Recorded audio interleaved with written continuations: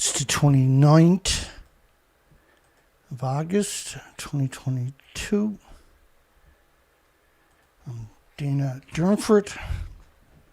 I'm also known as the Nuclear Proctologist.org. You can call in at 709-589-4406. My address is, I can't remember. Should it be legal to spit on nuclear professors, nuclear scientists, and pro-nuke? I don't know. We should have a conversation about it. This is what evil looks like. Radioactive food grown by almost all nuclear power plants worldwide. This is what evil also looks like. Going into poor man's countries and women's countries and shooting depleted uranium munitions and calling themselves patriots. What would Sigmund Freud say about that, I wonder? It never stops.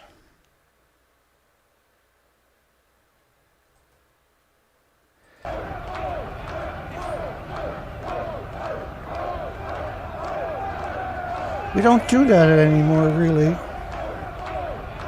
You stand there. That's what you gotta do. You gotta make noise. That will scare the shit out of you. Start marching like they'll lose their minds. This was a Patriot song from Canada, anti-uranium mine in Saskatchewan. Fukushima sake served and savoured at the UK Parliament.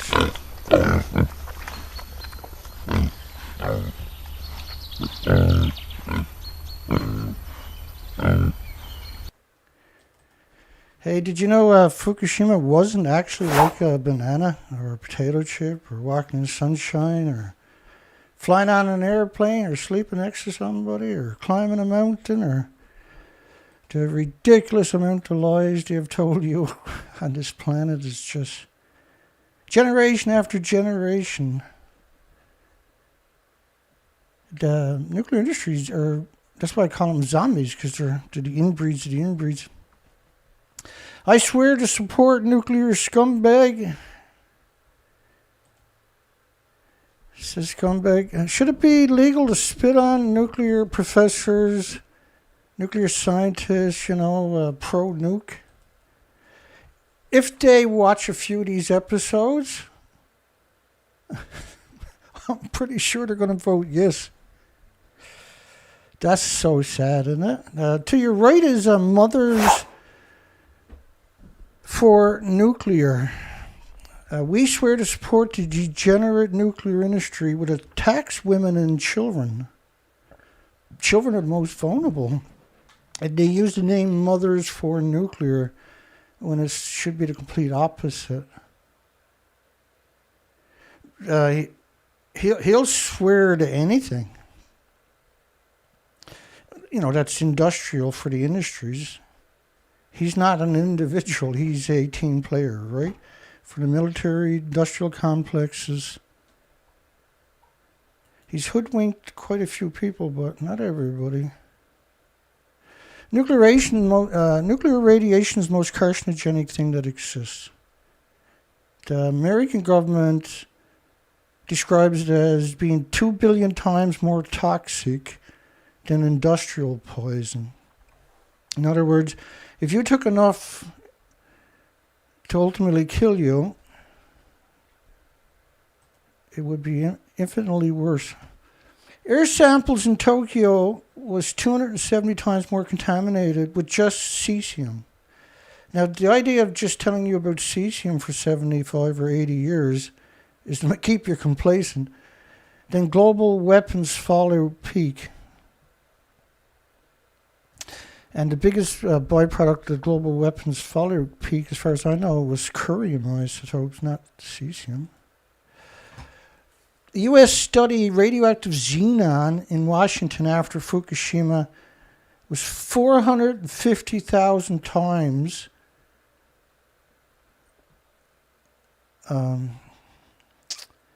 above what they call normal detection. And these are extraordinary numbers, right? And so it doesn't travel by itself, but xenon will burn a hole through the lungs of all the species and humans and birds and everything, and ends up in the bones where it mutates the stem cells. That's why you see the species die off, accelerate, because it's sustained for weeks and weeks.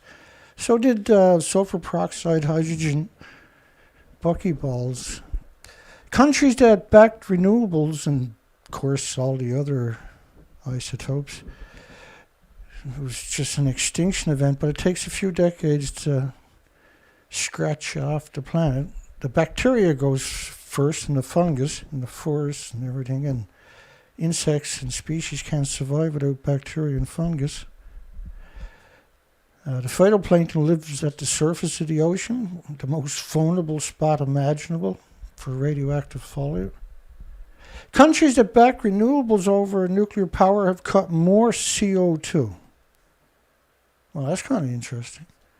Nuclear power should not be considered an effective low-carbon energy source. Renewable energy provides low carbon emissions compared to nuclear energy. Renewables do. Wow, never seen that coming. Nuclear reactors are most certainly not clean and not zero emissions. The scientist says nuclear energy is a waste of time. Activists pushed Congress to revive a probe into links between nuclear plants and cancers. But the probe should be, first off, why are they surrounded by farms? And second off, well,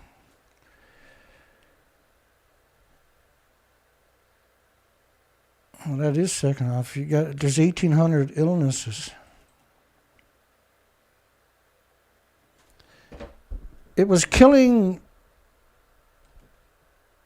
because officials were convinced it was going to be too costly and couldn't link reactors to diseases.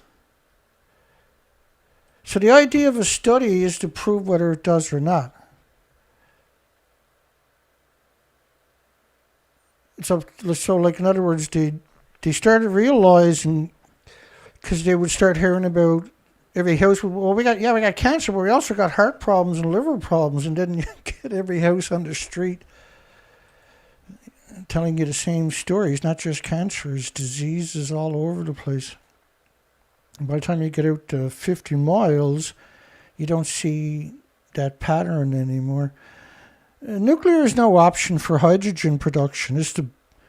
Hydrogen is the most carbon-intensive thing after nuclear.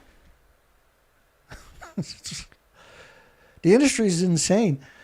You know, when it comes to talking about, well, I mean, but I shouldn't say the word carbon, because you hear it. I read it all day and rally against that. I'll explain to you in a second. Nuclear has fewer emissions than other sources of power. Think again. Nuclear power is actually helping to drive the climate crisis. That's a fact, and I'll show you. Nuclear power, apart from destroying biodiversity through its life cycle, produces up to 37 times the emissions of renewable energies. And I'll explain that part to you coming up. The impact of the process on people and environment is not included in the rationale for nuclear power. I was showing last night that the emissions from the multiple nuclear meltdowns in Japan, they never start calculating that until on the 20th. At 20 days after Fukushima started, it was covered this much of our planet. This is an invisible plume covering the entire planet, pulsing energy every second.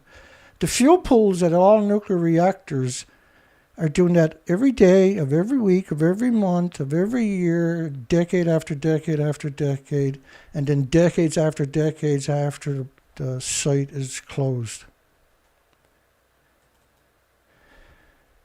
So the A-10 Warthog only shoots dirty bombs. It only shoots DOLRAM, depleted uranium, low-level radioactive material.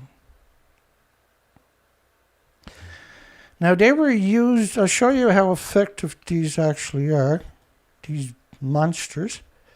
They shoot 1.5 tons a minute. That's equal to 44,000 Hiroshima bombs worth of low-level radiation. 44,000 animosity equivalent of low-level, which is technetium, uranium, plutonium is also still in those munitions. They're the dirty bombs, each one of them.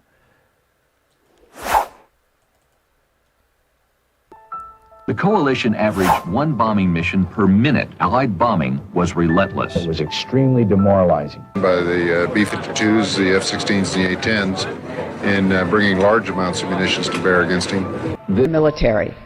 19,000 soldiers, women and men, each year are raped in the military. We have no argument with the people of Iraq. We struck all day and all night.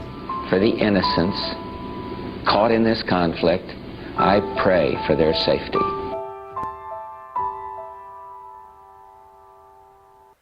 That was George Bush Sr. at the end of the We day. have before us the opportunity to forge for ourselves and for future generations a new world order, a world where the rule of law, not the law of the jungle, governs the conduct of nations. When we are successful, and we will be, we have a real chance at this new world order, an order in which a credible United Nations can use its peacekeeping role to fulfill the promise and vision of the UN's founders. So he called UN the New World Order repeatedly. What was one of the first things United Nations done? They went down and they curb stomped North Korea, and for 70 years they continue to do that. We burnt down every town in North Korea with napalm, burning the children and the women, the pets.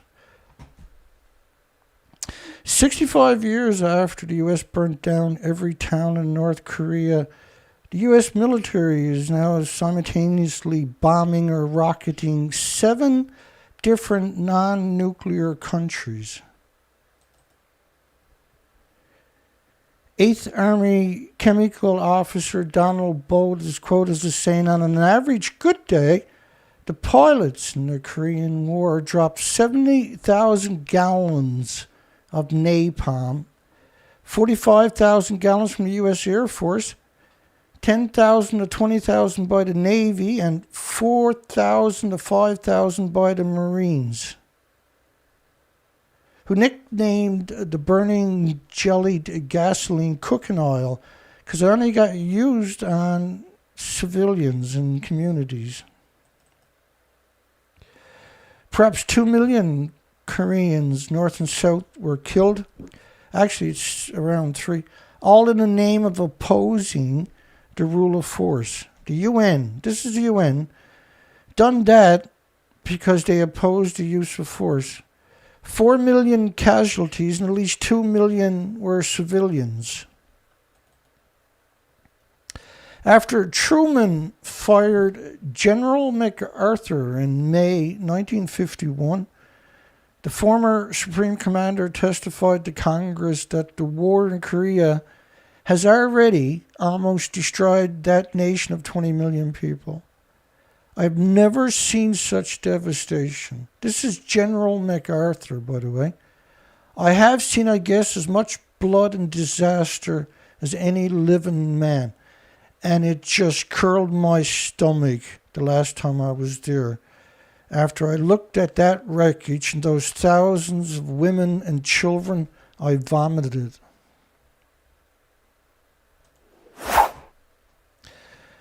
That's the nuclear industry for you, right? They had no issues with it. This is a message to all American infidels. Prepare to die in a sea of holy fire. You will be punished for your decadent ways on the first day of Radaman. You... wait a minute, wait, did I just say, what did I say, Radaman? Blah, blah, blah, blah. Ramadan. Radaman, what is that? What is yeah, maybe Dennis Radaman is going to punish you with his crazy hair. No? So in 2011, that was the distractions you were looking at. Osama bin Laden was killed, right? After Fukushima nuclear meltdowns. You had Egyptian president riots and being charged with crimes against humanity, taking up the news cycles. And same thing in Tanzania. You had Gaddafi, where they actually cut open his behind and on live TV, Gaddafi, and shoved a stick up there and live streaming onto the internet. They went in and then destroyed the country, the same military. Prince William got married. Of course, that took over the news cycle for months. The English riots in the United Kingdom, Steve Jobs died, Kim Jong-un died. All of this in 2019, or 2011. Plus, you had this tsunami, this incredible footage. So it's not hard to understand why people don't know what Fukushima is. There's a lot of distractions magically that year.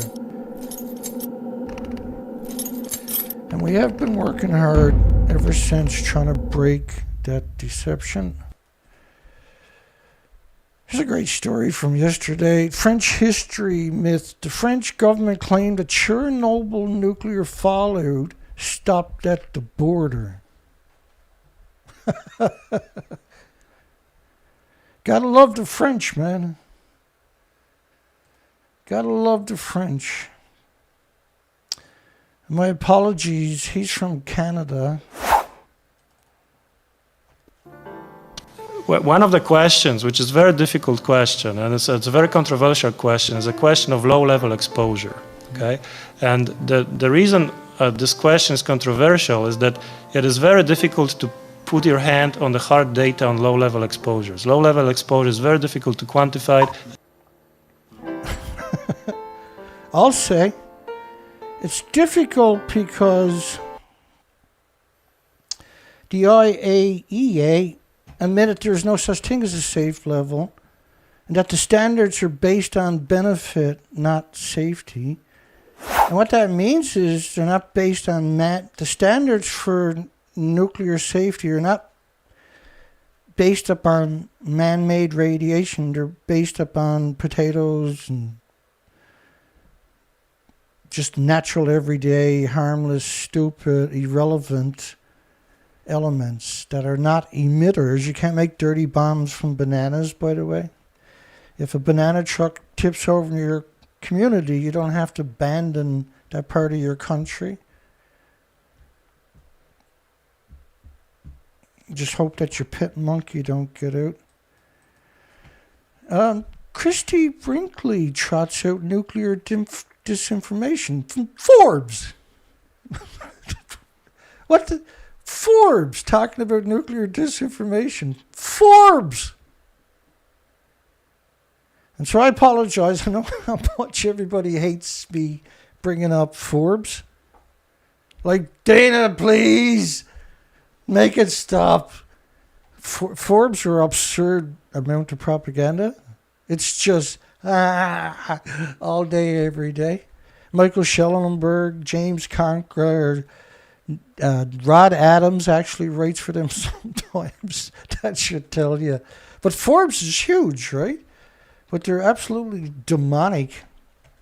So I thought we'd have a little go at it because why not? That's what we do, isn't it? We try to make sense out of the craziness.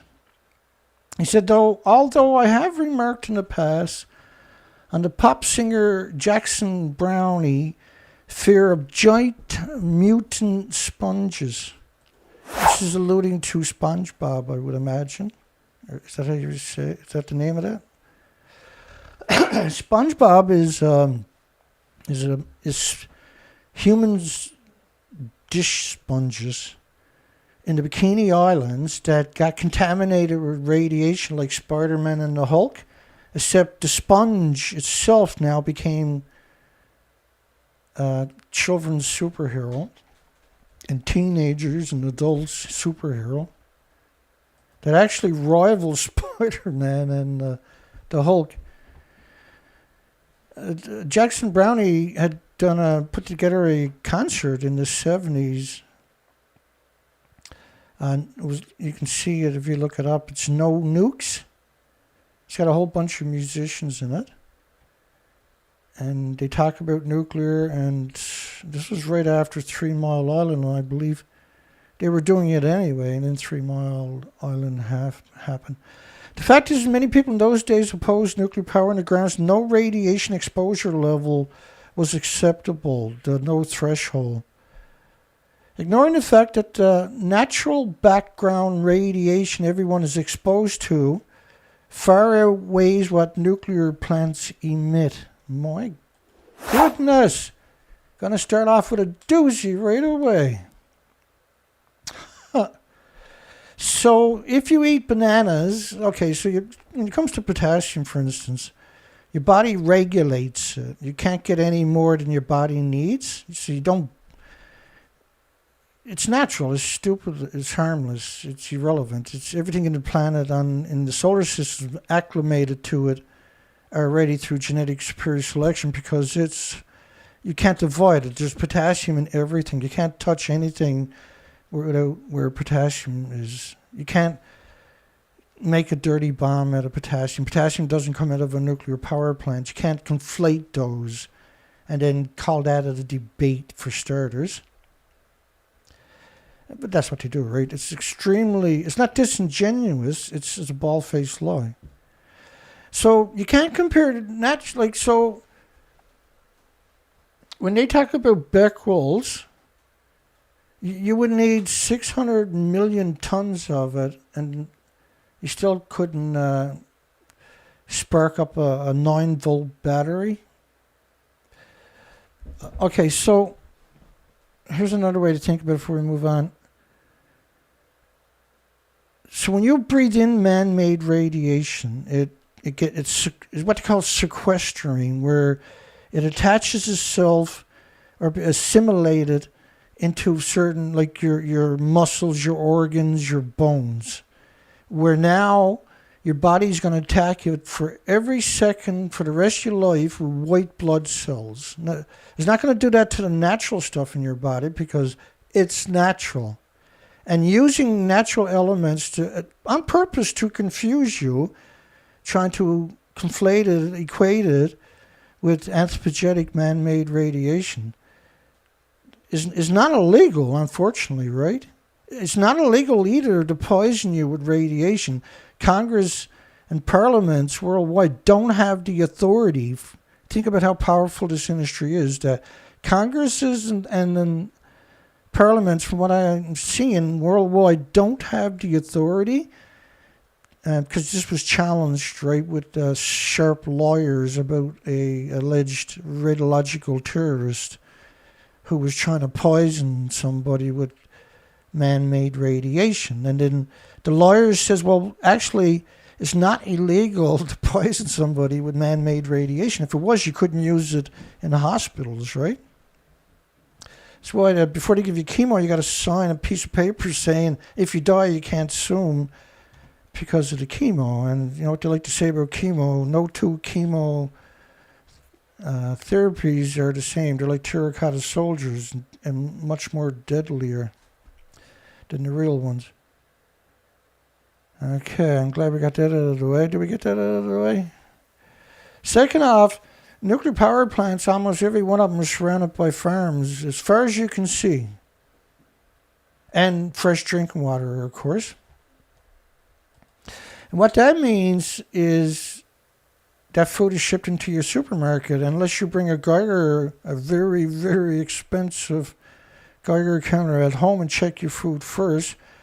you're going to be getting brutal doses that could give you leukemia in a couple of weeks.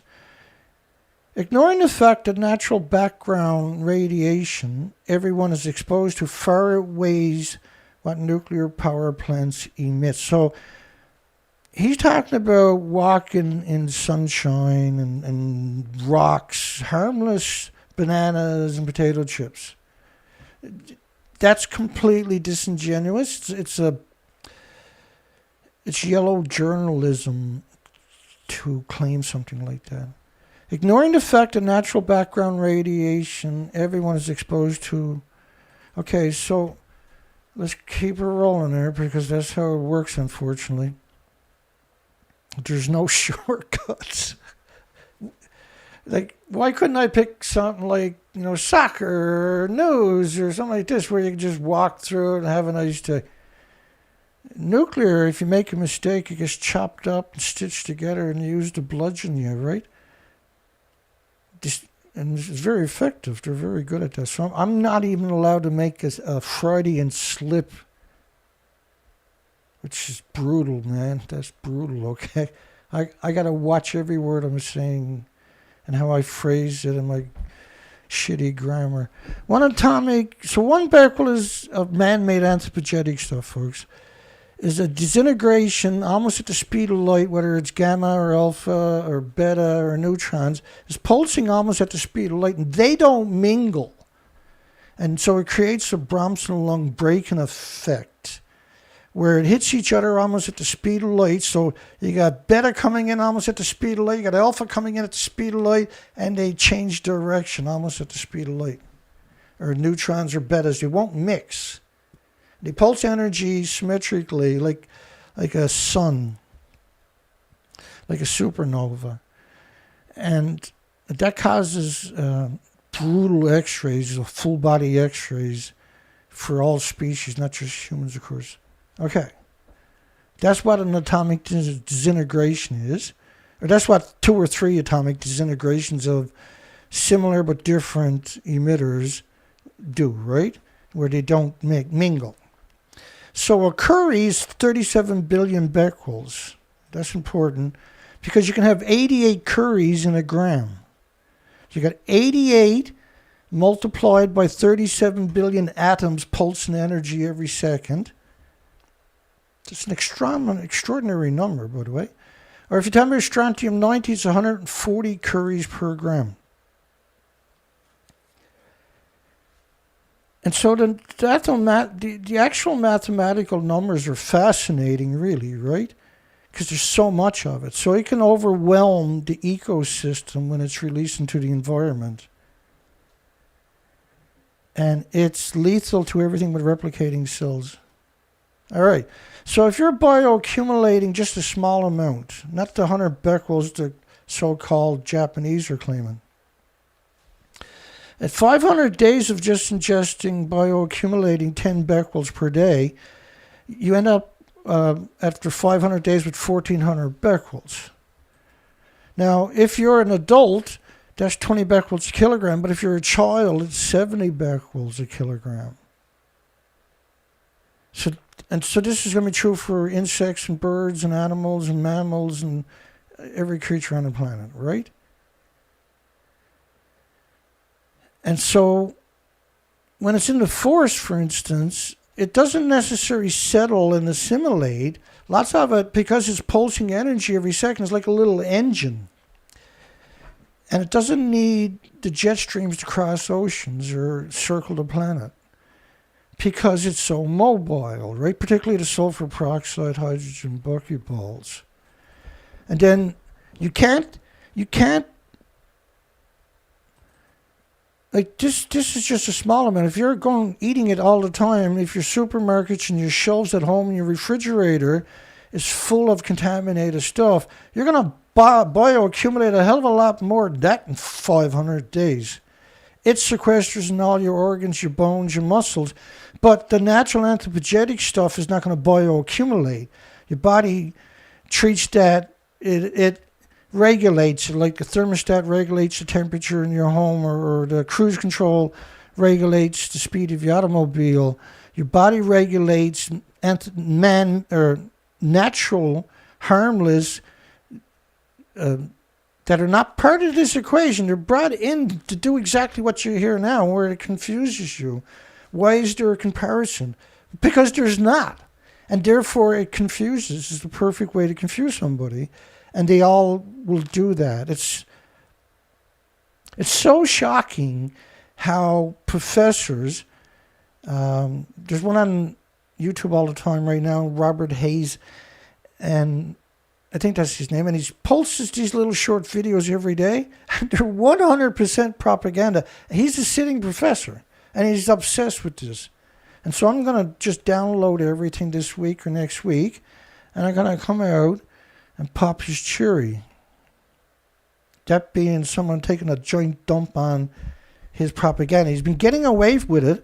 There's no incentive not to be evil, so he gets more evil. And he teaches, and he's a professor of nuclear, for goodness sakes, at a university. And they're so blatant and so full of themselves. They're physically on YouTube all day, each day, promoting the deception, the deceit. It's just sure there's nothing else out there that looks like the nuclear industry that's as brazen or as gobblish as the degenerate nuclear industry. Public persona, Christie Brinkley, recent letter to the New York Times is deeply flawed, he says. The arguments are largely in error. Most amazingly, she says that nuclear power is not clean, green, or too cheap to meter, or emission-free. And then he brings in wind and coal. That's how he's trying to win. Well, first off, all nuclear power plants have two external dedicated cold oil or gas facilities, all of them. To build it, to run it first lifespan, and to decommission it. And in that case, like Degenerate, 350 years. They have two of these things, full size, like you would see in a city, dedicated to the massive energy. I like to see the energy bill for any nuclear plant for 1 year. It'll blow you away. It's like a little city. When you are going by a ship and your Geiger counter is freaking out, you know, what was really interesting and despicable on top of that about this industry with their massive ocean dumping for 3 decades straight, they didn't even hide it. Because it's a little bit complicated, but they're taking fuel out there that's so hot you can read it on the Geiger counters on a ship, another ship at sea. So they got to get it off the ship because the people on the ship are getting just horrific doses. And they're getting paid a lot of money because you don't get to spend it. They're dumping it overboard as quick as they can, and the boat just is cruising along as they're doing it. And now, as that sinks, every 33 feet, there's an extra 14.8 pounds per square inch. So if it sinks to 100 feet, then it's 3 times that, right? Now, eventually, it's just going to crush the drums. And so that's released. In other words, it's the same as just dumping the liquid into the ocean, but it's too lethal for them to carry it. It's put in drums, but as soon as the drum starts sinking, it crumbles. You can see videos of the phenomenon for scuba divers where they take a styrofoam cup down and it crushes to about this size, little baby cup, right? And it doesn't expand when you come up. So they have a long, well-known history of just driving around, dumping it onto the ocean. The worst of the worst, the very worst thing you can do is dump this stuff into the ocean. You have multiple countries doing it. Their footprint, their emission footprint can never stop because that stuff is still splitting the atom, right? So filling a graveyard up with 1-ton bags of radiation. If you walk past that, you're getting a vicious dose, by the way. And Fukushima residents visit the family graves. Why is that a headline, Dana? Because for 7 years they couldn't go back to the graveyards, and they shouldn't be there then. Look behind them. That's how complacent the industry makes people. They're willing to put them there to get the picture so they would shut up and leave them alone. Forbes and mentions the energy needed to process uranium as fuel. So I showed you that it has to have two. I'm sorry, that's to run it. So you got to dig it out of the mine. First you got to mine it. Then you got to process it on this site with a lot of chemicals. That pond is actually a chemical pond. You don't do that for solar power. You don't do that for wind turbines. Then this whole process just to get it to the nuclear pellets is absurd. It's so many processes just to get it to the nuclear fuel cycle. Then they got to store it for 1 million years or something. Now, the waste isolation pilot project is 55 caverns, each the size of a football pitch, 300 feet by 200 feet. And this is for transuranic waste, which is just contaminated gloves and stuff like that, right? Not this stuff. And all of this has to leach into your water tables. You can't, because the process they're using, you can't avoid it. And so typically around any of these sites, the communities are poisoned. All of these spots is too radioactive and not safe to drink. You're boiling 1 million gallons a minute. Normally in the ocean, there's 1 billion creatures per glass of water. And so 16 million times 1 billion creatures per reactor a minute, 1,440 minutes a day. And you're also boiling 1 million gallons. You have dumps. All of these dumps are vented into the environment. The majority of them are built in farm country so that short distance radioactivity is assimilated into food and shipped out regularly so it doesn't show up on the yearly statistics. Because they're statistics. There may be lower emissions for wind and solar plants, but nothing is emission-free. You're not emission-free, buddy. I'm not emission-free. And they devour land faster than a Russian Caesar. My God. What do I say to stuff like that? I got to put my glasses on. Savannah River, 1,800 square miles of nuclear wasteland. Los Alamos National Laboratory, 580 miles of a nuclear wasteland. Idaho National Laboratories, 45 square miles nuclear wasteland. Lawrence Livermore National Laboratory, I can't remember. Is that one 3,800 or something? Oak Ridge National Laboratory.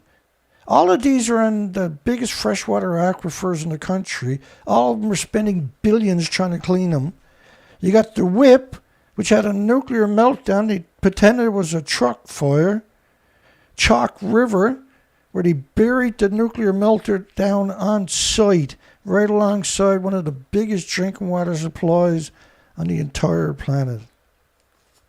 You got Hanford, estimated to be another $700 billion to try to clean that up. And they already spent that much trying to clean it up. And they expect it'll be a couple of 100 years. If you took that money, that energy, and turned it into storage for renewables, we wouldn't have any problems, would we?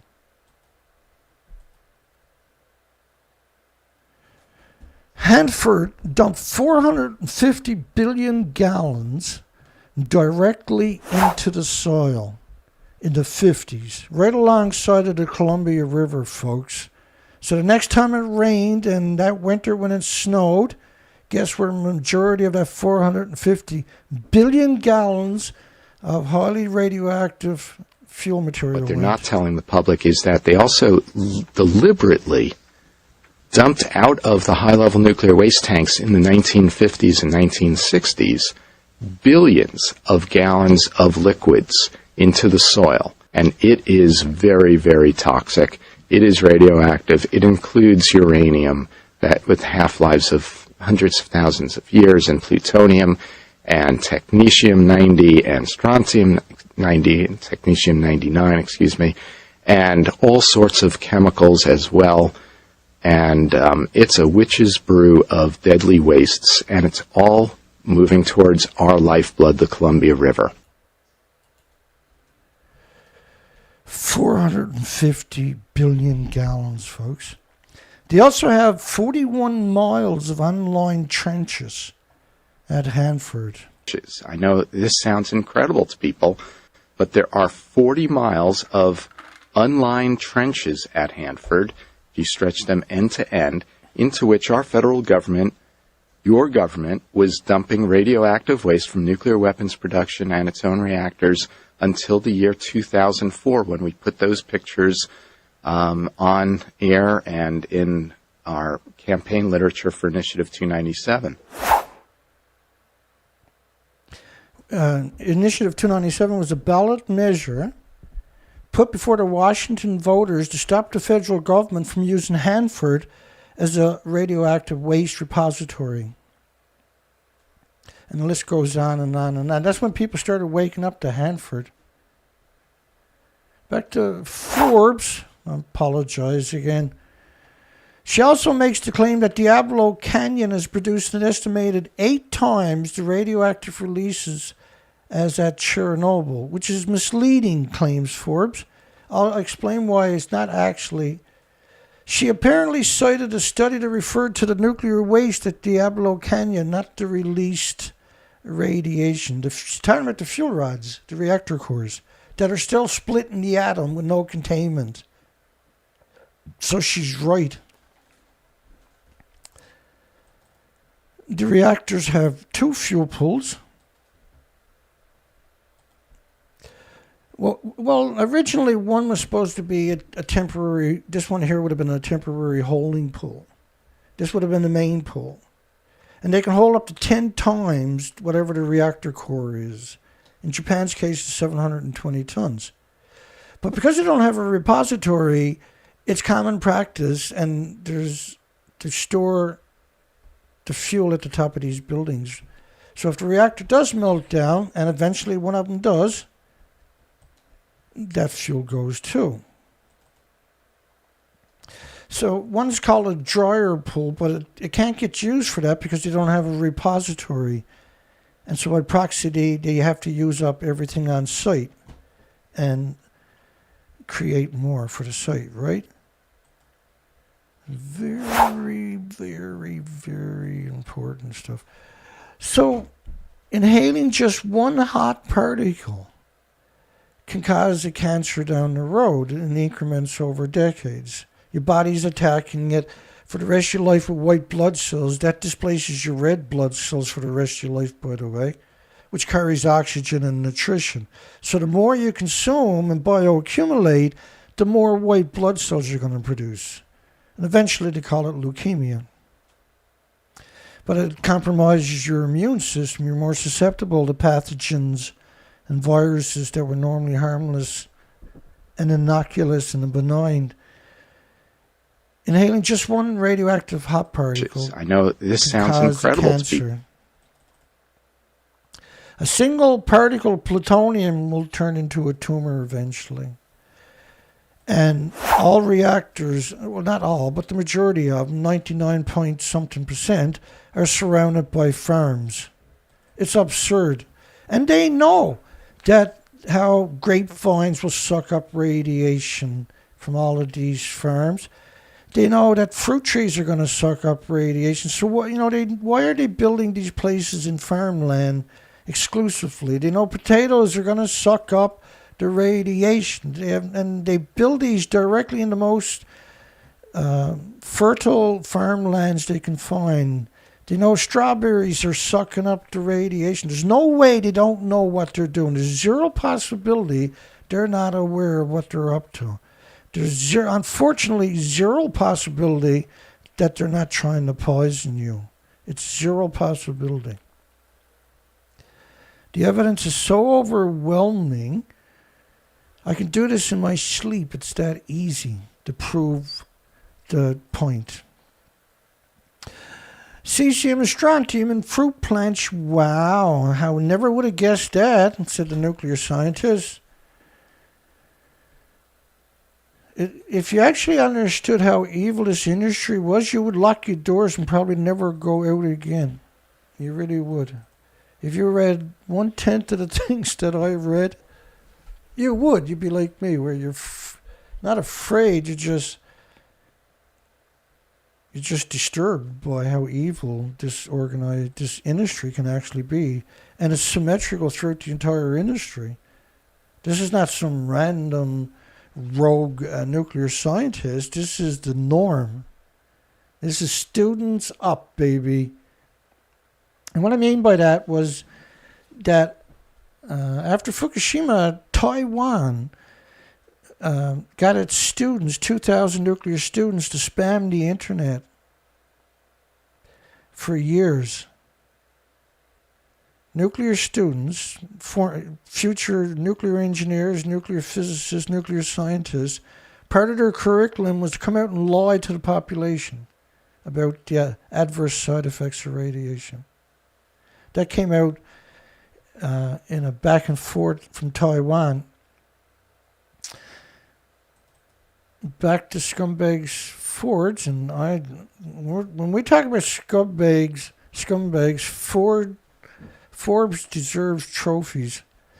She apparently citing a study referred to the nuclear waste Diablo Canyon, not released radiation.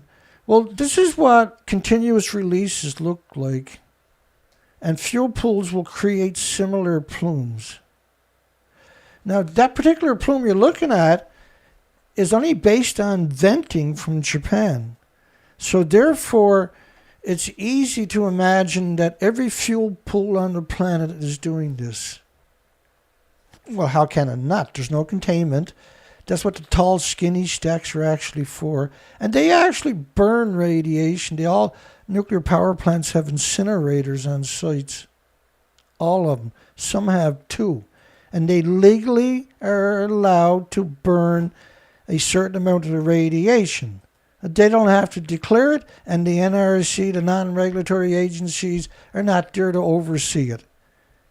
There's no checks and balances not to burn illegal amounts of radiation. There's no incentive not to burn illegal amounts of radiation because they're surrounded by farms.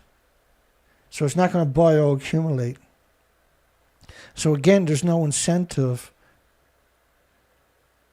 The comparison of stored material with a disaster that released radiation to the environment is not valid in any way. The comparison of stored material with a disaster. It's the same elements. It's not like the natural stuff he suggested earlier and disingenuously suggested, I might add. The fuel is still splitting the atom. So instead of splitting the atoms and boiling water through the sophisticated reactor, when you take it out, it's still splitting the same amount of radiation. It's not under 900 pounds per square inch anymore and jacked to 600 or 700 degree temperatures. But it's still splitting the atoms because they have to do that in order to make it now boil water, see? Try wrapping your mind around that one. And in order to do all of it, you have to have two external coal, gas, and oil plants to make that happen. It's not about power, see, because the reactors are powered by two external supplies, not by the fuel. It's about starting the chain reaction and then putting it in fuel pools for decades where it's hemorrhaging into the environment. That's the goal. That's the agenda. They figure if they exterminate everything, they can rebuild it all with the genetics that they have right now, see? They can reseed the planet after we're all gone. They're born into this death cult and they don't understand good from bad, and there's no checks and balances. There is no regulatory agencies. They were created as captured regulatory agencies. That's a fuel pool there. Why do you think they're wearing that God-forsaken outfit? Everything is vented up those tall, skinny stacks from the fuel pools and the incinerators. They're always built close to each other. This is another model of just venting. So 1,000 fuel pools a day can create that exact plume, 1,000, because that plume is only based on venting. The model is only using the venting, which is a small amount, see? But because, as I showed you earlier, there's so many atoms to a curry and so many curries to a gram, right? It creates an invisible snowstorm that they make visible. You can't see it or smell it or touch it or hear it or feel it or taste it or pick it up or throw rocks at it. Forbes says, which highlights the standard claim that because nuclear waste is so toxic and long-lived, nuclear power should be rejected. It should be rejected because when you open up the reactor, you're releasing all that radiation from the containment. It lives for millions of years. And when you put it in the fuel, it's still in the fuel pool, still splitting the atom forever and ever and ever. And they're not trying to get it out of the environment because if it builds up, you introduce oxygen or a spark, it'll detonate. So everything is vented, which is evil on overdrive, folks. And they're attacking us from 1,000+ pools worldwide, and the endless dumping into the ocean, into estuaries and streams and rivers and lakes and ponds, contaminating, building these disease factories on top of aquifers, which is their old shit plant. If it melts, it goes down into the aquifer, see? And then it just burns. It doesn't need oxygen. It'll burn for thousands of years, but it's surrounded by water. The industry is insane. There's no other way to describe them, really. Which highlights the standard claim that because nuclear waste is toxic and long-lived. The problem is they don't want to say the words, the fuel is still splitting the atoms. It's in the water because it's hot. It's hot because it's still splitting the atoms. It's boiling off. Each pool boils off about 120,000 liters a day. And they can put billions of different atoms per liter. You do the math. With 440 reactors is over 1,000 fuel pools, not counting all the research reactors and everything else.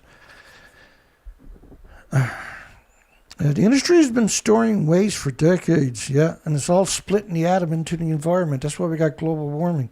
And all the nuclear bombs they detonated was a nuclear war. It's the same bombs. And so, like, Castle Bravo was equal to 1,000 Hiroshimas. Nagasaki's. Because Hiroshima was a uranium bomb. Nagasaki was a plutonium bomb. The Hiroshima bomb was the only nuclear bomb ever detonated. It was a uranium bomb that we know about. Everything else was a plutonium bomb. But, each of the pools in Japan, of the 8 pools we got confirmation of, had 18,000 pounds roughly per pool of plutonium, 239. Not counting 238 and 240, 241. The industry has been storing waste for decades, and only when a 1 in 1,000-year earthquake struck Japan was there any radiation released from the stored material. That was due to the tsunami, not the earthquake. Actually, it was the earthquake. At least reactor 1 for sure was burning before. Well, the earthquake shifted the country 6 feet. And that tore apart their intakes, and they weren't getting the water. They melt down typically at about 50 minutes later. You can't shut a reactor off. Like just by throwing the fuel, the moderator in there, it takes quite a long time for it to shut down. But the chain reaction never stops. The high pressure system stops, right? For a reactor to run, it has to be under 1,000 to 2,000 psi. And then it's got to be at huge temperatures. It needs 2 external power supplies. It needs 1 million gallons a minute then to stop it from running away, which is 4,500 one-ton pickup trucks of water a minute. Imagine 4,500 one-ton pickup trucks backing up, trying to dump their water every minute. It's a lot of water. No doubt the quake crippled the reactors. So, if Fukushima backup generator had been elevated instead of in the basement, the radiation leakage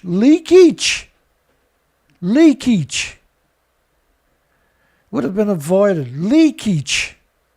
How dare you use that word? No, the tsunami washed out all the infrastructure for 680 kilometers, including the site. You're not disingenuous, because he knows that the average person doesn't understand there's an argument for his fake narratives, right? It's okay. That's where I come in, I suppose. Because, I got nothing better to do.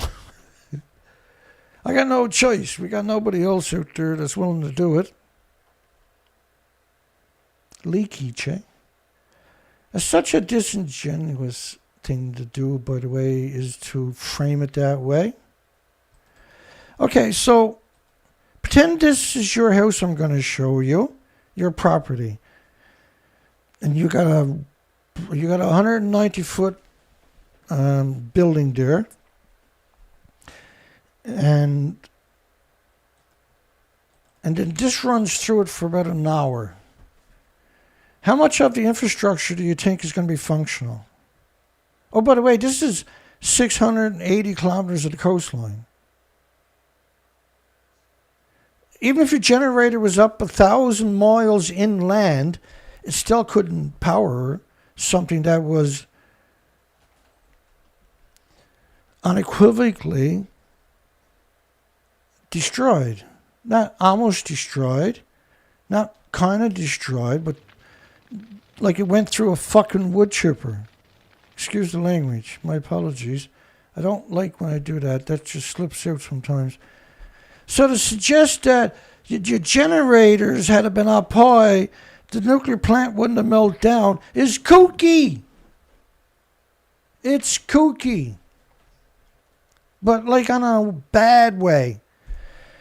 Top scientists, this is a pro-nuclear, by the way. Fukushima is the most terrifying situation I can imagine. That I've seen a paper that says bye-bye Japan and evacuate the North America west coast if Unit 4 collapses. Which was the right assertion. But see, because there's reactor 4, the fuel pools are at the top of the building. I'll get it out of the way. But he was actually right when he said that. 3 out of the 4 plants were destroyed in the earthquake and in the tsunami. The 4th one has been so badly damaged that the fear is if there's another earthquake of a 7 or above, that building will go, and then all hell breaks loose.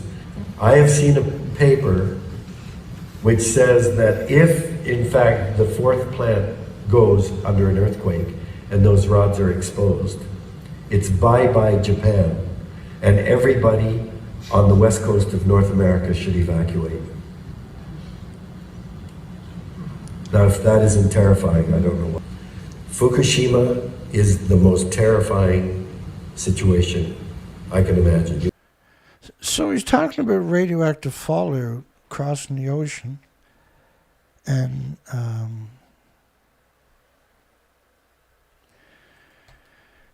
so it contaminated Japan so much it's destroyed, is what he's saying, right? It's permanently too radioactive. This model was France's model based on 16 days of radioactive fallout. Again, it's not based on the melted reactors. It's based on about the same amount that comes out of a fuel pool each day.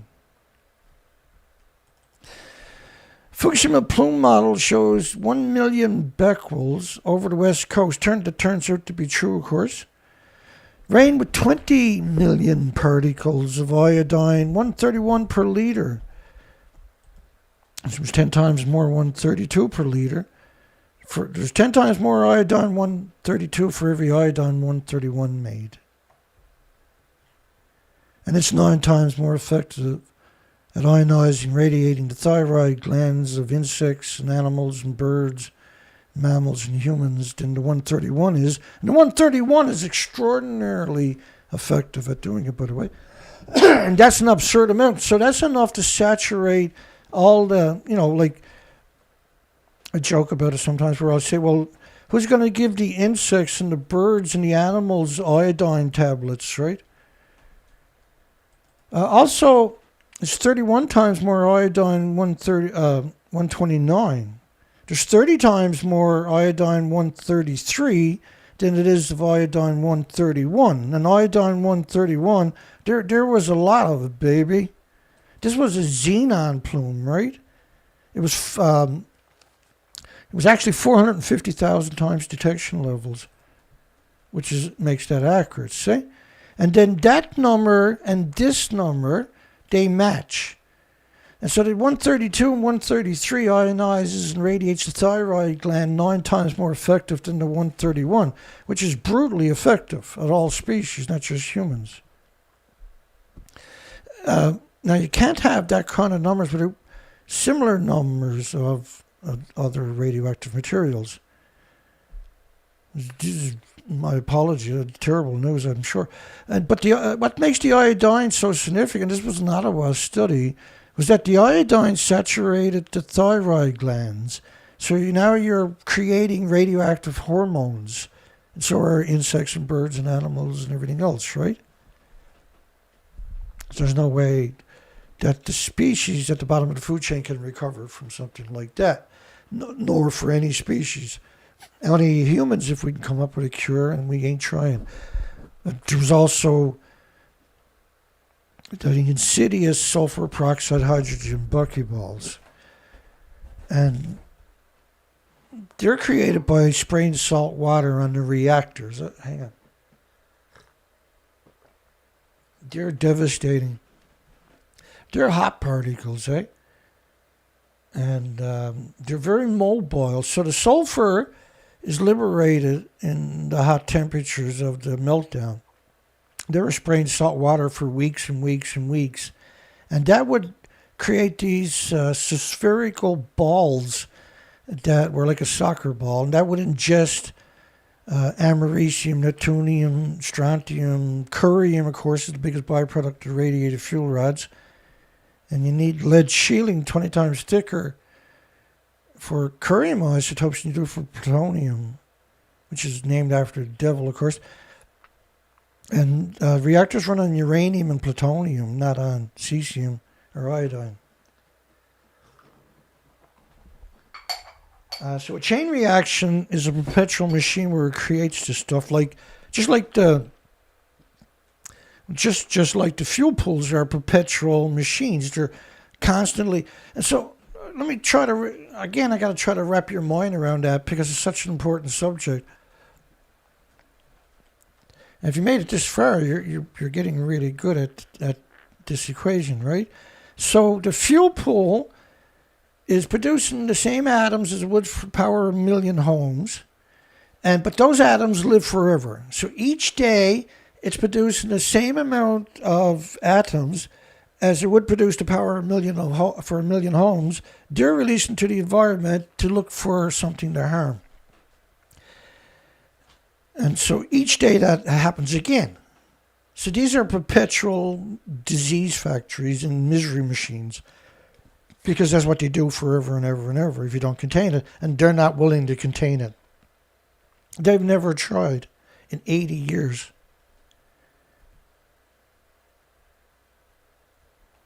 And so you would expect to find some literature on the subject, see? Somebody must have tried, right? Nope. And if anybody knows what I'm like, it's absurd. It's actually absurd, but amount of information I chew through. And so, say 60,000 studies we've actually covered on these channels, right? So for my Chernobyl anniversary this year, I ran through 900 studies to show you all these facets that they looked at of just Chernobyl. It's like, and that's just a fraction of the Chernobyl studies. Some we just have the abstract, some we have the whole study, right? But because you have, if you're at it like myself all the time long enough, just a ticker tape of the studies is just, well, you know how a painting tells thousands of words, right? How a picture can tell 1,000 words. Well, so can a headline on nuclear, see? That, oh yeah, is relentless, isn't it? So all of these numbers that I'm showing you, that's the xenon, that's never going away. The iodine 131.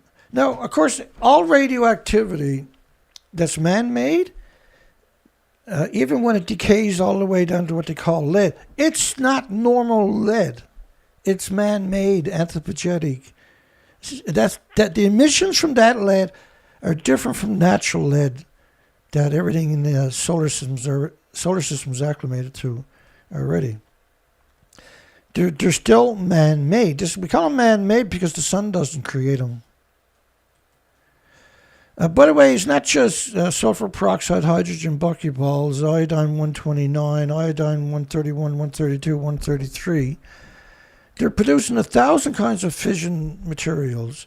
And years ago, I had, and I still got it somewhere, documentation where the militaries were claiming they had 12,000 isotopes that were classified. Apparently, you can create all kinds of isotopes too.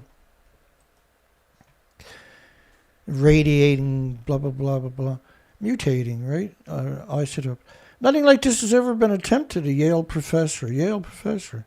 Surely we can trust somebody from Yale, Dana? No, afraid not. That's why the question tonight, we have a simple question, normal, everyday question. An important question, really. Should it be legal to spit on nuclear professors and nuclear scientists and pro-nukes? Because that's the only way you're going to get rid of the nuclear industry, if you make it legal to spit on them. And you can make it also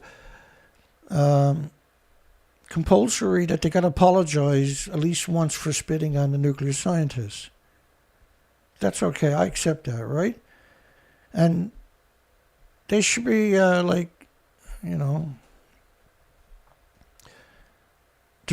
what they're doing to us is not that they don't understand what they're doing. They just bought into it, see?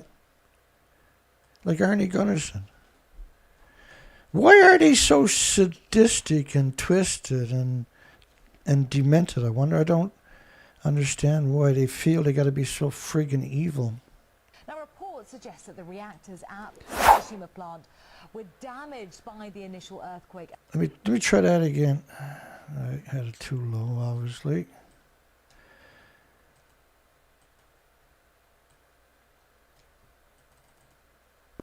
Now, reports suggest that the reactors at the Fukushima plant were damaged by the initial earthquake and not the tsunami wave. Well, given that earthquakes are commonplace in Japan, what does this say about the safety of the rest of Japan's nuclear reactors?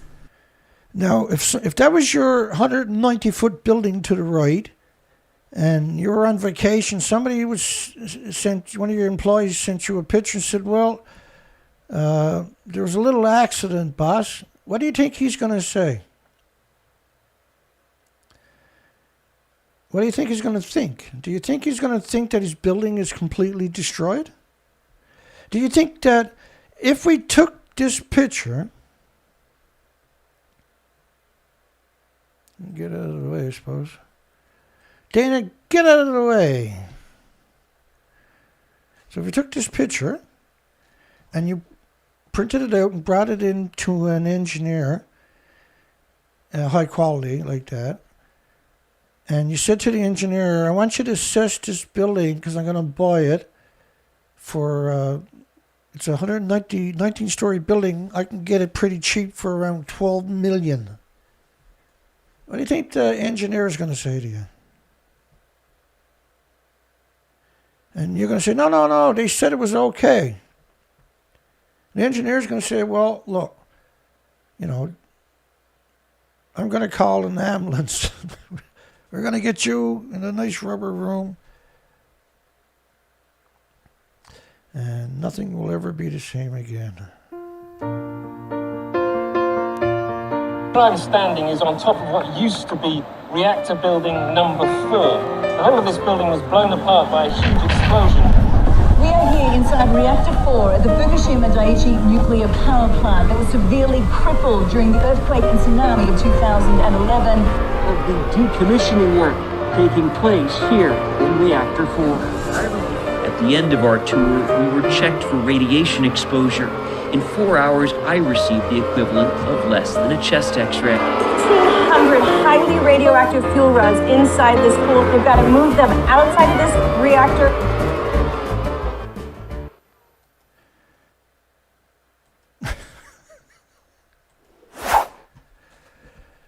Nothing says crazy quite like nuclear, do they? No, let me take that one back. Japan is urging the kids to drink more alcohol. Did you see anybody see this story? This is crazy. Everybody gonna say Dana photoshopped the story. The campaign is dubbed Sake Viva. The National Tax Agency. Let me get back in there. Because if I start laughing and you don't see me, it's a little weird, right? It's a little creepy. But if you see me, then it's not so bad, apparently, hopefully. The National Tax Agency is doing this to boost tax revenue. They want the young people to drink more alcohol, which coincidentally helps the courts out a lot, too. They make a lot of money off that.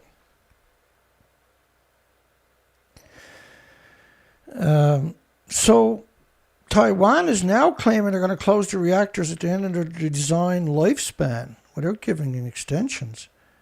The industry is going to come out, freak out on them, baby. They plan to manage the water shortage caused by climate change and surging energy costs resulting from the war in Ukraine. We hear that every day several times, right? The inflation worldwide. Because everybody said no to Russia's gas. This was 100% orchestrated this way. You come off the COVID and everybody's almost bankrupt.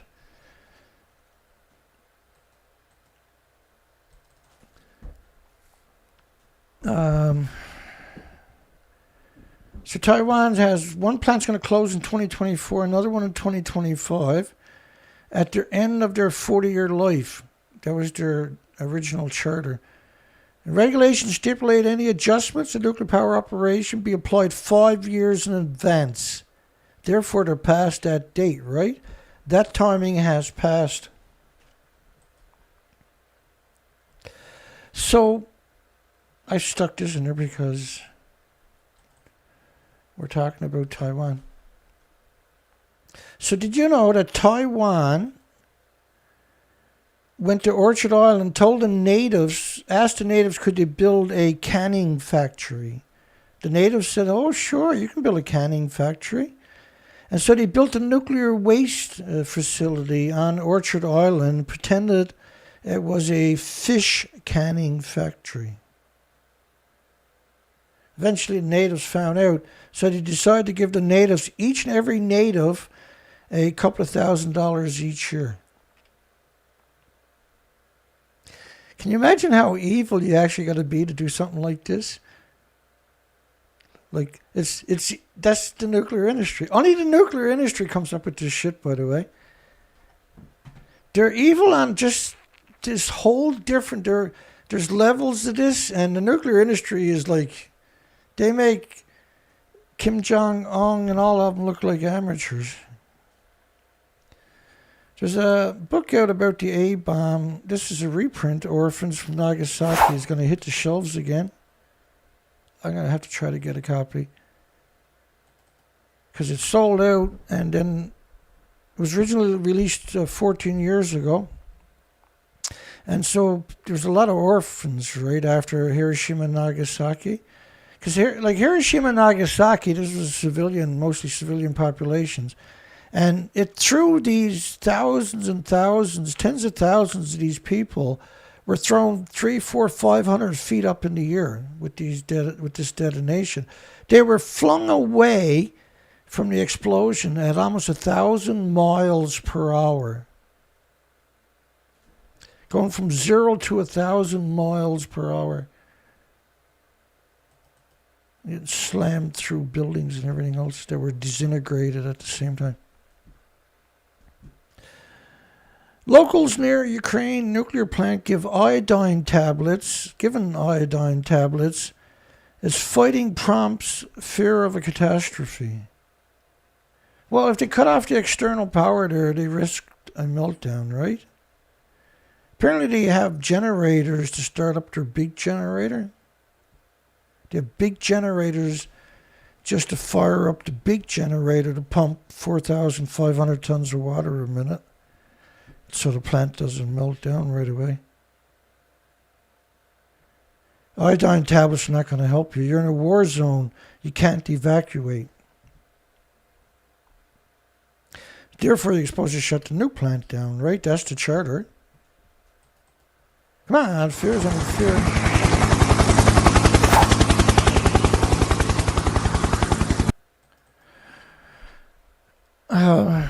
Now, have a look at this picture. What do you see there that should make you sick to your guts? Farmland everywhere. If you have a nuclear meltdown at a nuke plant, don't worry, it's surrounded by farms, Dana. That'll get rid of the radiation. Oh yeah, no, go ahead and sell your product. They're always releasing radiation, folks, from the fuel pools all day.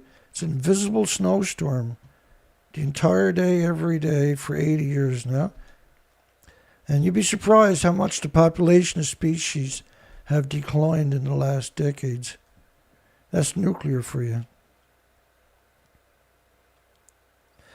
The move came a day after the plant was temporarily knocked offline. It wasn't knocked offline, it was denied power. The plants are dependent upon external power. So they're trying to frame it as if the power wasn't coming out instead of the power going in. Disgusting parasites, eh? And the country still haunted by Chernobyl. Iodine tablets, which help block the absorption of radioactive iodine by the thyroid gland, will suck up any gamma like cesium. Not just iodine. In the event of a nuclear accident, was issued in Ukraine-controlled city about 45 kilometers from the nuclear meltdown. It's still not, you got to go out to at least 100 kilometers. If you lived there, you should have been evacuated. You're being poisoned all the time. Those tall, skinny chimneys at each nuclear site, it's disease factory machines right there, folks. Perpetual misery machines. The fuel pools are hemorrhaging radiation all day, every day. An absurd amount.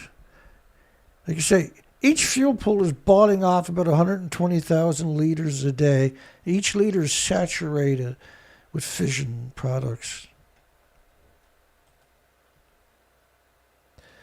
The reactors are protected by containment domes made of thick reinforced cement.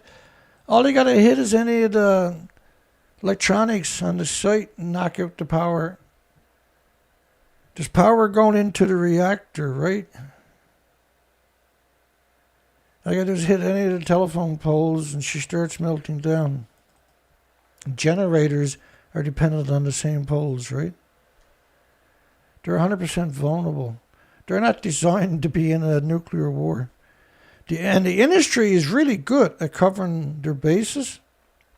The media is their willing assassin on reality. They're reality assassins. Many of the fears around damage to the plant centers instead on the possible loss of cooling system.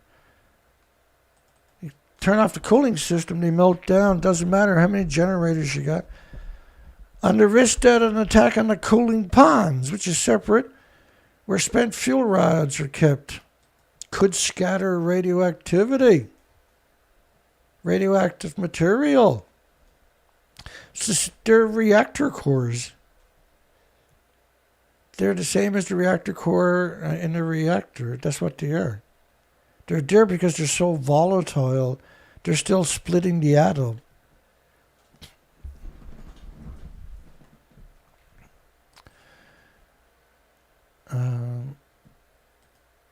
Scatter. Yeah, what a strange word. Scatter.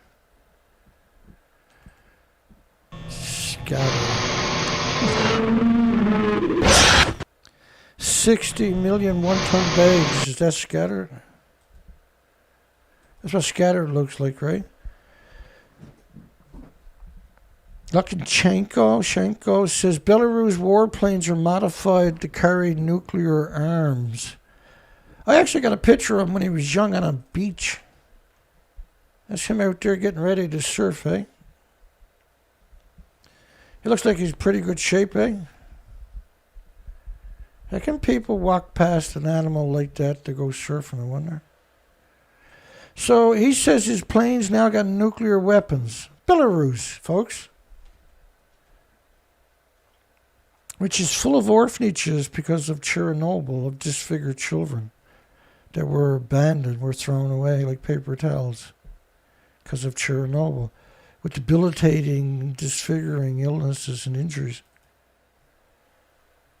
How come the world is so heartless, I wonder? The West must understand that if they opted for escalation, no helicopters or planes will save them. Yeah, because they're just trembling in their boots because Belarus got some Ruski planes with nuke weapons. That's Al Jazeera on top of that.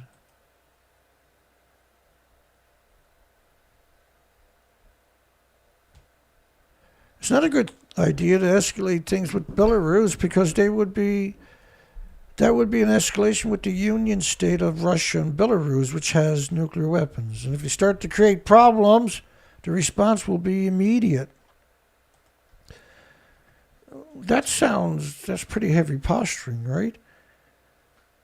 Surely he doesn't mean that he's going to start a nuclear war, show up Russia. Russia won't use them. We got them. We're going to use them. Carlsbad. You got the right last name, right? Bad. Nuclear waste shipments to repository. Actually, again, the WIP waste isolation pilot project was supposed to be an experiment to see how the canisters handled in salt. Would you store your truck in salt? It's like storing your truck right there in middle of 1,000s and tens of thousands of one-ton bags of radiation that's scattered after Fukushima all over the planet. Yeah. So, nuclear waste managers in New Mexico are about 90 shipments of waste short of their goal for 2022, which ends fiscal year in a month. Records show WIP accepted 206 shipments so far. Everything is vented, by the way. On the road there, and when it gets there, it's repackaged again. It's all vented the whole time, which means you're huge amounts of releases. They're targeting 300 shipments a year. So they're putting radioactive paper towels and radioactive contaminated overalls and stuff like that. 2,000 feet below the surface. This is considered the low-level waste, folks. Just the low level. Not intermediate. Not high. Not the fuel rods.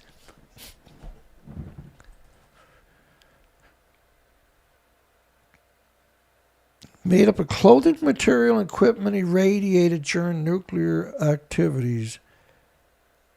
Records show 130 shipments came from Idaho, which is a legacy weapons facility. Disease factory.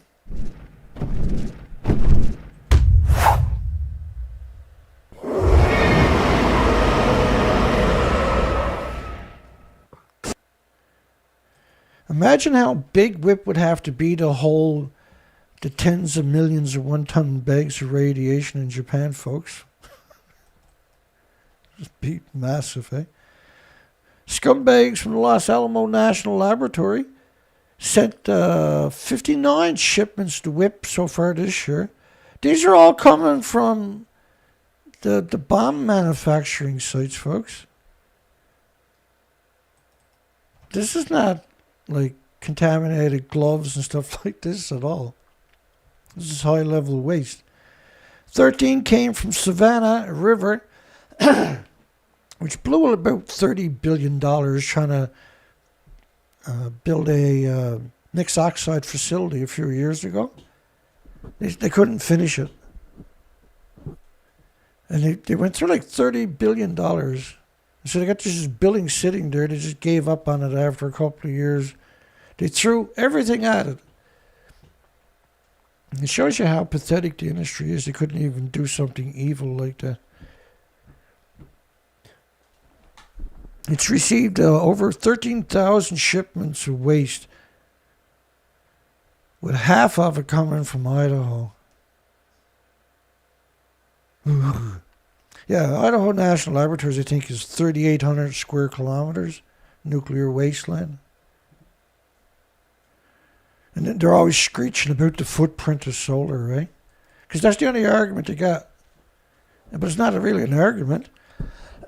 If you made solar power panels that looked like Christmas trees, the same kind of dark color, they would be perfect solar panels, first off, because a tree is a solar panel, right? It's designed to suck up the sunlight all day long. And so if you built a solar panel just like it, it would be the most efficient solar panel on the planet. And it would look aesthetic, right? It would look like a tree. You can make different shapes and sizes. So their whole garden is full of artificial trees that are actually solar panels. Why not? You got any idea how many stupid shit these people do? Multiple safety problems were found last month and every month at WIP. It's not even supposed to be reopened. They open it up with a... because they're in a mine shaft, you have to blow air down. It's like 450,000 cubic foot a minute of air. It's a massive facility that just blows air down. And that got radiated with actual atoms. And so rather than replace it, because they're expensive, they continued to use it. There's a lot of fighting going on. No, it's safe, it'll be fine. It doesn't work that way, see? Members of the United Nations Security Council conduct a procedural vote on whether to allow the Ukraine president to address the meeting on threats to international peace and security. How many people think the Security Council turned them down? Authorities began distributing iodine tablets to residents near Ukraine in case of, a radiation leak that they can't, because they can't escape, right? They can't evacuate. Shelter in place and get a brutal X-ray, and then ingest and consume and breathe radiation every other moment. A day after the plant was temporarily knocked offline, 100% downplaying the significance of what happened. This is unprecedented. It's completely unprecedented in human history. I got knocked offline. Fisher says the fire damage to the transmission lines. Big deal. They'll fix it. Yeah, but you're in a war zone. An active war. We'll fix it. We'll get around to it. They'll stop firing for a bit. For their supper, we'll go out and fix it, Dana. Here's the story of the 4 plants, kind of. They're not acknowledging the melted fuel pools and everything else, but Reactor 1, Reactor 2 detonating, Reactor 3 on March 14th, Reactor 4 on the 15th and 16th. And they're still hemorrhaging massive radiation into the environment today, right? And Reactor 1 melted down 5 hours after the tsunami. The explosion ripped the fuel pool off the roof.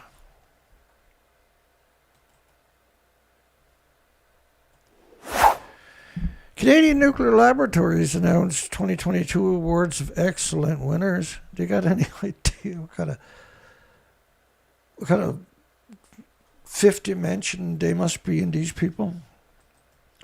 Well, there you go. You got to look at a whole bunch of evil people in one picture. That's pretty cool. Hello, scumbags.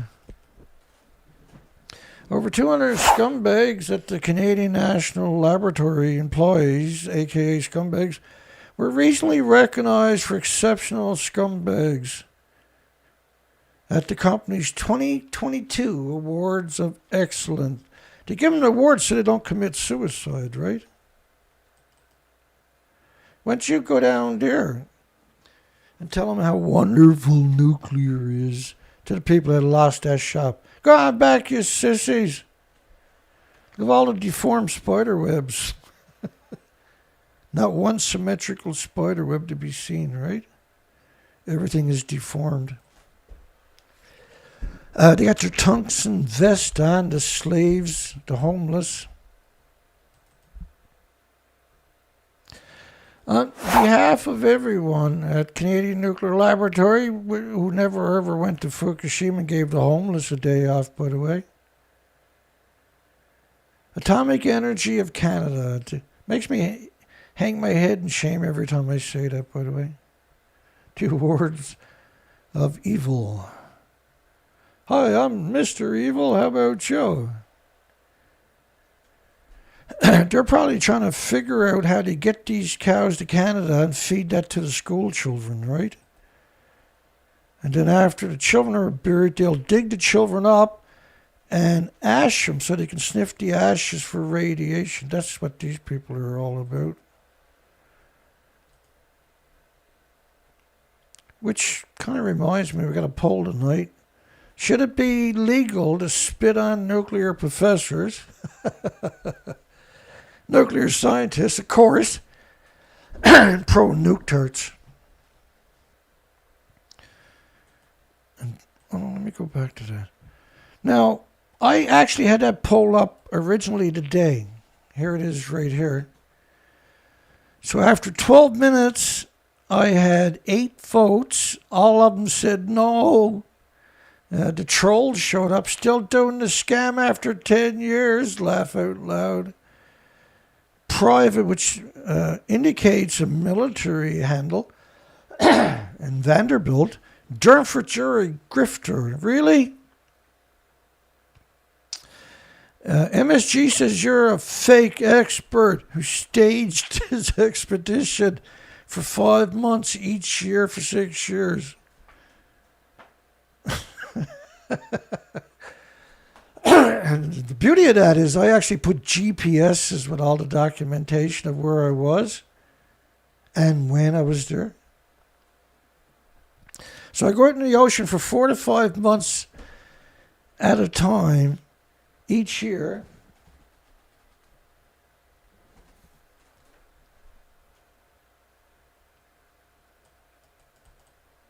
And I faked it, Fake expeditions. That hurts, man. That hurts. You're picking on me for it.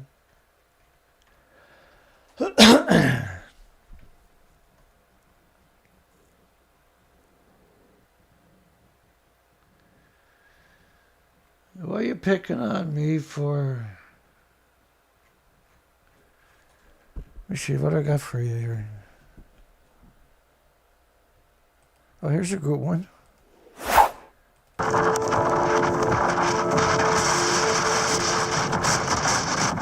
Definitely having a good day there.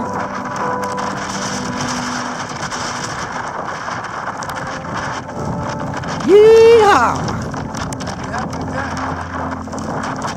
That was a suck day that day, buddy.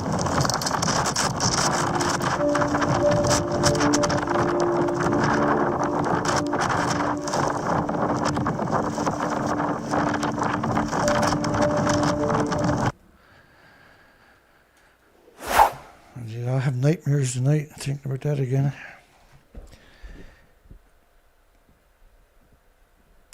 Imperiled uranium nuclear power plant has the world on edge. Yeah, because radioactive fallout could cover the planet in about 16 days. A scumbag degenerate safety expert explains what could go wrong. We're not going there today because I've been through it earlier in the show. I can't do it twice in one night. It's not easy being me, man. Maybe that came out the wrong way. It's not easy being anybody on the planet this day. You can't do what I'm doing unless you're at it 24 hours a day, 7 days a week, is what I was alluding to. I get it, right? It's pathetic. France extends shutdown of 4 nuclear reactors amid, corrosion. All their reactors were built at the same time. They all got the same problem. They can't keep up with it, let alone build reactors somewhere else. Certainly, France's history of building reactors, like if you're going to rate them, you rate them out of 100. You put them at about 0.5 out of 100 or something. Shutdown of 4 nuclear reactors, disease factories. So this is the picture they show you, a buggy nuclear plant there. But if you actually look at it, it's surrounded by farms. What's the odds? Total coincidence, Dana.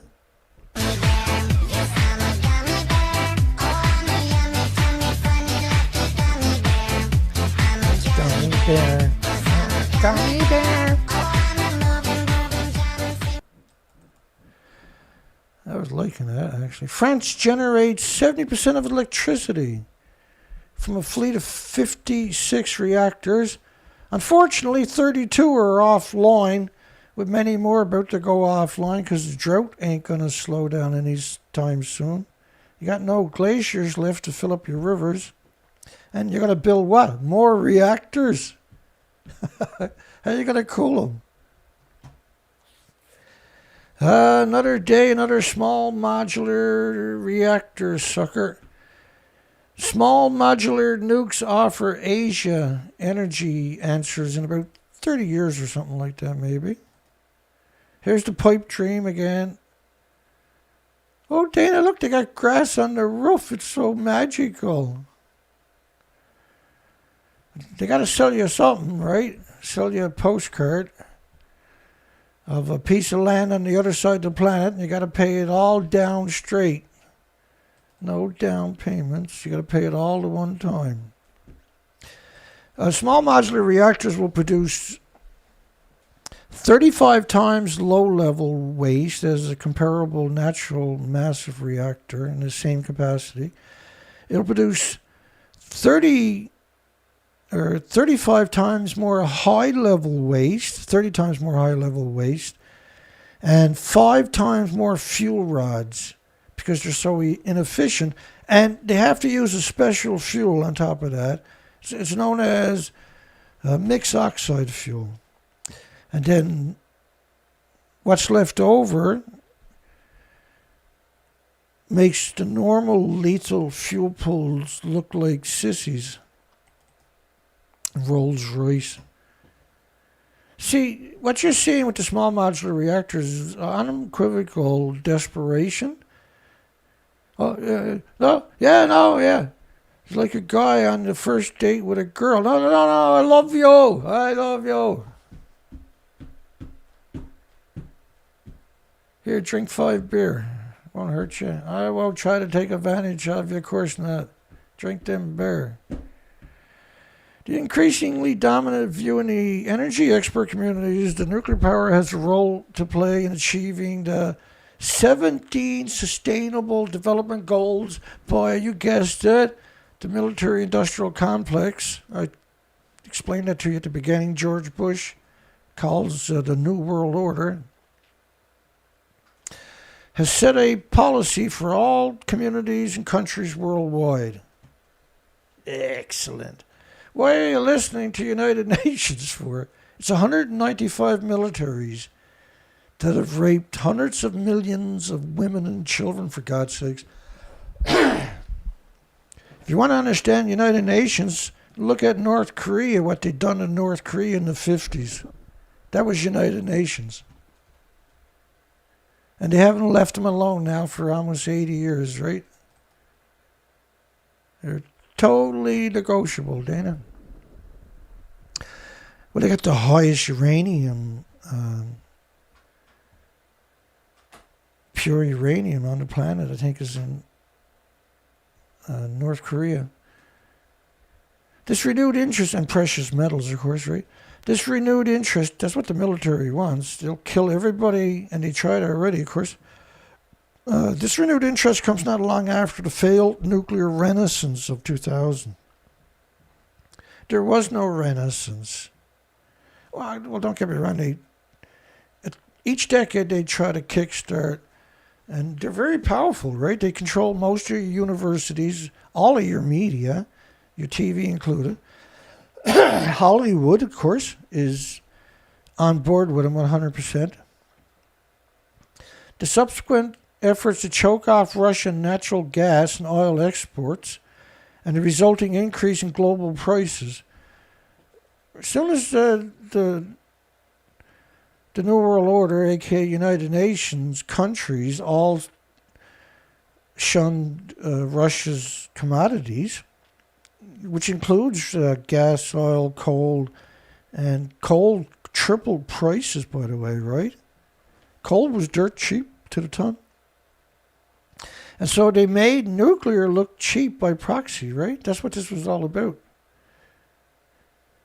This is their last kick at the can because renewables are more than capable of replacing the industry, and so is geothermal. If you drill down under every gas, oil, coal plant and nuclear plant on the planet, you can tap directly into 1,000-degree Fahrenheit temperatures, perpetual geothermal. So you can pull out gas, oil, and coal and just let the geothermal flow. Keep the rest of the infrastructure and transmission connected, right? Just pull. It's like instead of switching a gas to an oil plant or an oil plant to a coal plant, you switch all of them to a geothermal plant, right? So if your car breaks down, your engine breaks down, you don't go out and change your wheels, you change your engine, right? You keep the same car, the infrastructure, you just put a new engine in it. Well, it's the same thing with a power plant. You keep the same infrastructure and you just put geothermal there. It should run perfect for the next 1,000 years. And not only that, if you go ahead and acknowledge that renewable has storage like pumped hydro, which is like water batteries where you have two created hydro or dams, you fill them up, and with extra energy you pump water up to the top one. And when you need, the wind's not blowing, the sun's not shining, the water runs down. But if you don't have that luxury, or you can do both, which is compressed air storage, where you dig big mine shafts and you compress air down there at about 120 psi. And you create a lot of heat, and you can store it out in the salt and retain it for up to 2 weeks, where you can use the heat now to unpack the compressed air, which gives you a huge volume all of a sudden, and pressure too, see? There's many other ways to store energy too, but it's suppressed by the nuclear industry, because the minute that you take renewable and partner up with storage, now you have proof of concept, right? And that's a very convincing at that stage. And so in Canada last year, Canada located $4 billion for renewables for storage. Bruce Power grabbed all $4 billion for the nuclear power plants, and they're going to use pumped hydro with their nuclear power plants. Nuclear power plants don't need pumped hydro. The idea of storage was for renewables. But the industry the year before closed 700 wind farms in Ontario, which was the competitors of the nuclear industry. So they were just getting the kinks out of this system. They had restrictions on them too, right? That they couldn't operate in daytime because they might kill birds. So they were only allowed to operate at nighttime, but they were still able to hurt the nuclear industry. And so they just pulled all resources out from underneath them. We covered it. It was a sad day for humanity, actually. The subsequent efforts to choke Russia's natural gas and oil exports, which was NATO, which is 30 militaries, and United Nations, which is 195 militaries, like that, and all the countries said, we're not taking your gas or oil, which 4 times inflation in each country immediately. But focus everything on Ukraine, right? Give them shoulder launch weapons and depleted uranium munitions, 155 millimeter depleted uranium rounds to the Ukraine civilian military, which is not a functional military. Do or die, right? And so that's NATO fighting the war with weapons, but not with the physical people. It's still NATO, because that's who's supplying the counter arsenals.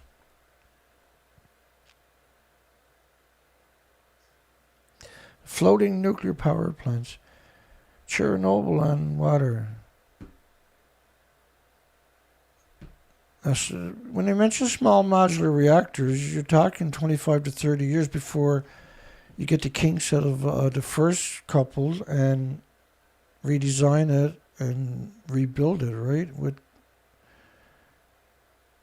And this is like the 3-year regulatory just to get through that. They don't exist. I've been trying to do it for 50 years. Does anybody really think that the current generation of inbreeds are capable? I can't see it. I don't see the evidence supports that. Yeah, let's move on to the next one, because otherwise I'll lose track.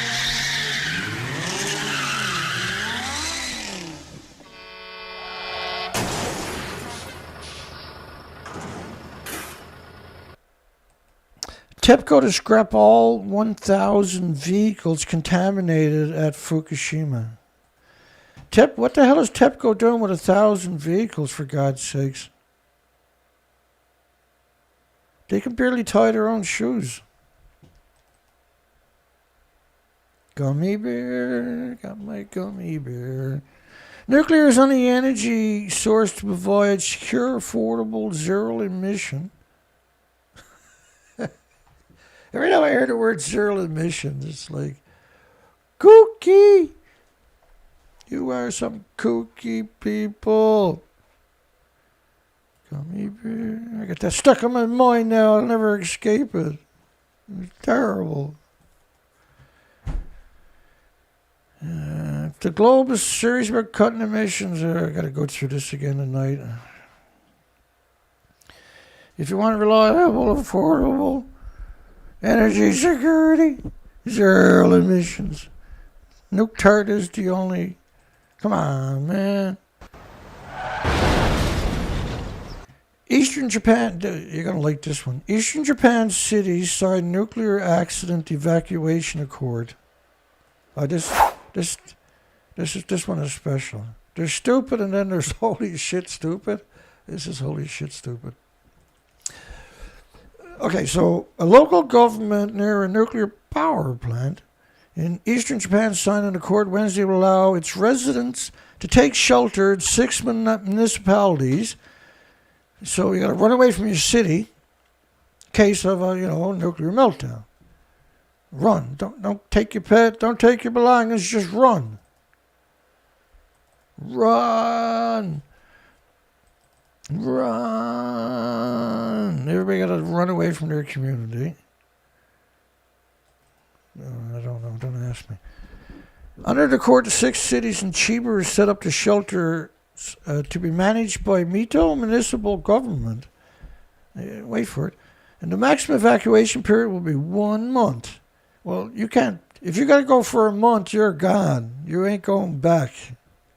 There's no going back. If you got to stay away for a month, you do not want to be going back to that spot. Screening for radioactive materials decontamination work will be carried out by Ibaraki prefectural government. Really?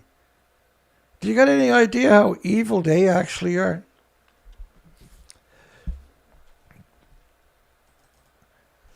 Every facet of it just like boggles the mind. The city of Mito has concluded similar accords with municipalities Ibaraki, Tochigi, Guma prefectures to evacuate 180,000 people. This is arranging an agreement to flee the remaining 40,000 residents to Satamara prefectures. These are already rated prefectures, by the way. 8 other municipalities within the 30-kilometer, that's supposed to be evacuated too,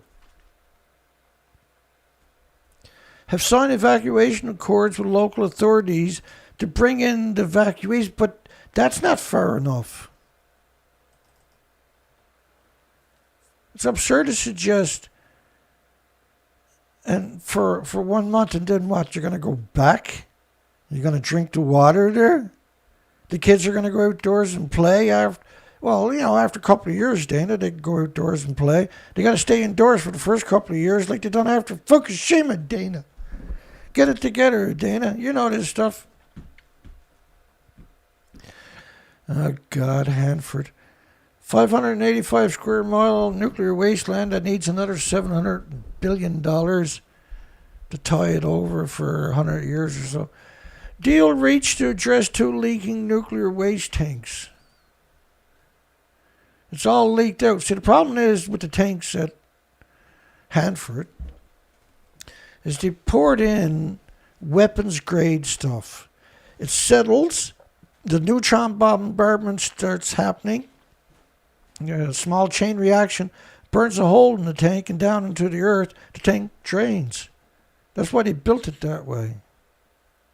Because they got caught dumping 450 billion gallons directly in the soil. They got 40 miles of unlined trenches where they dumped the same stuff.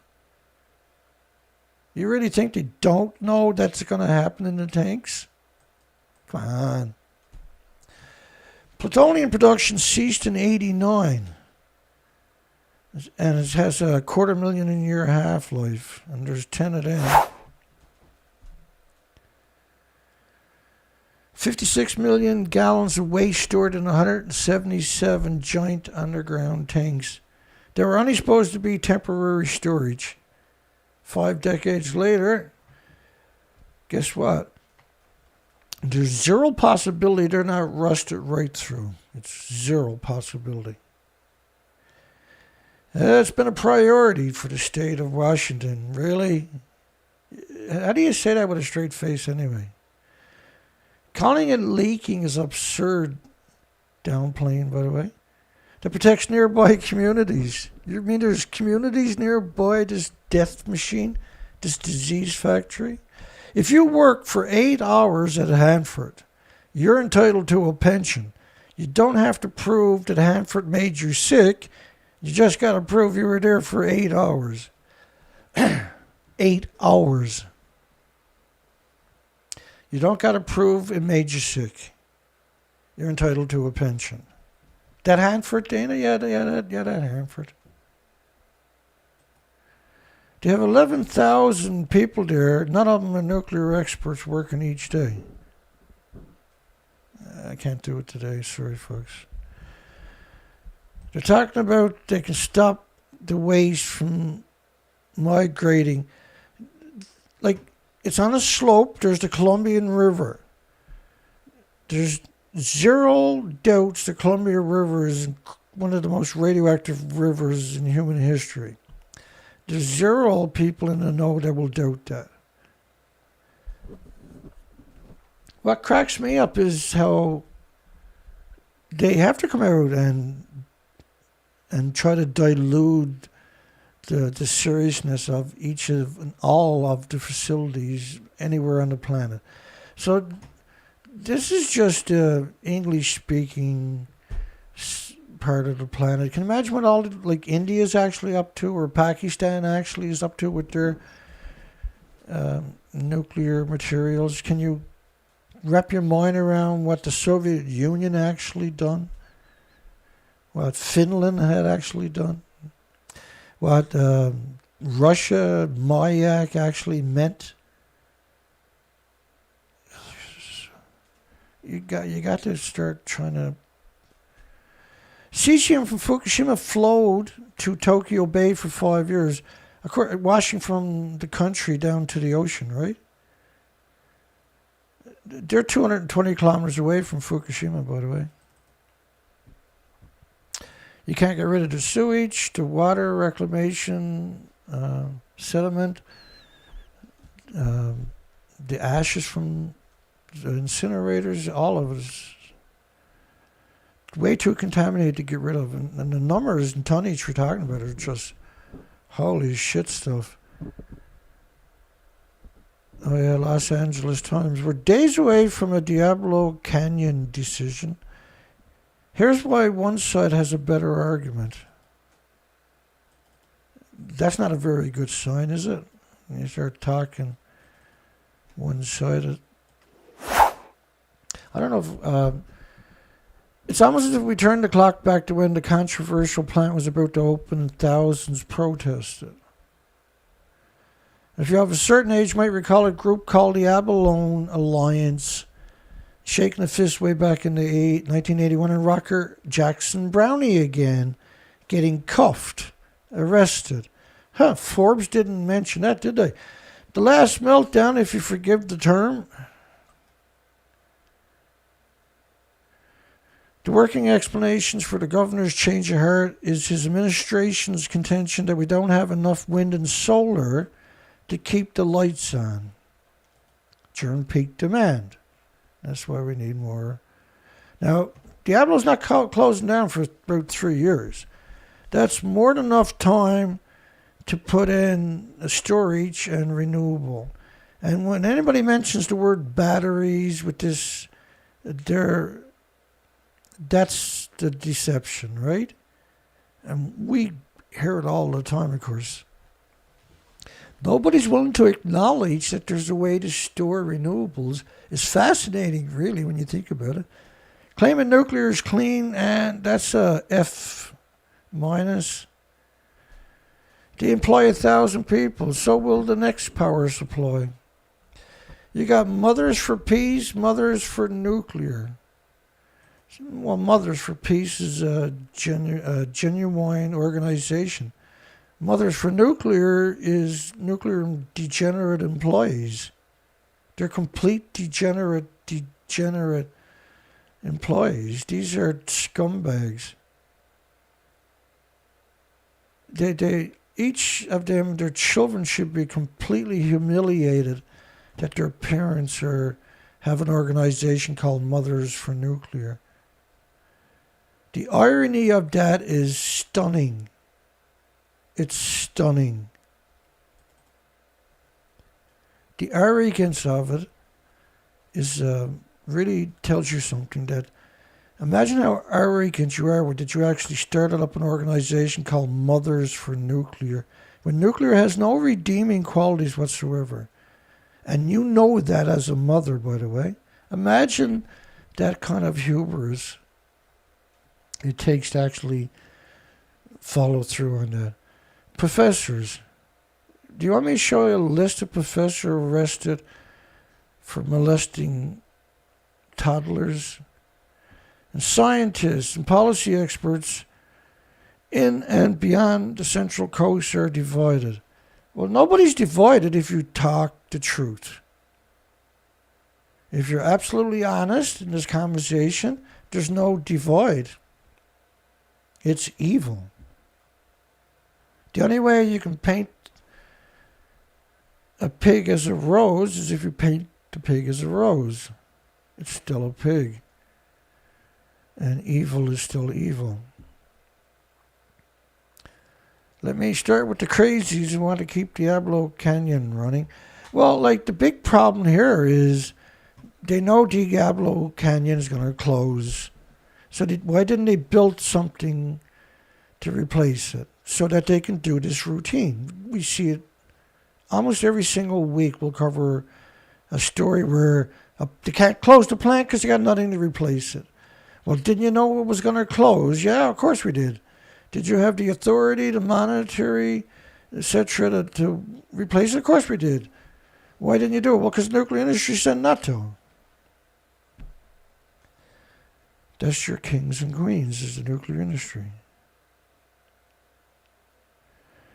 Without a major incident since opening in the mid-'80s, the fuel pools are hemorrhaging radiation into the communities and the farms and the environments at a rate that is just catastrophic to everything with replicating cells.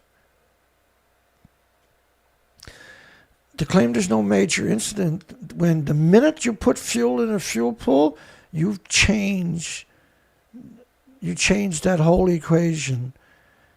You got something that's still splitting the atoms for decades into the environment.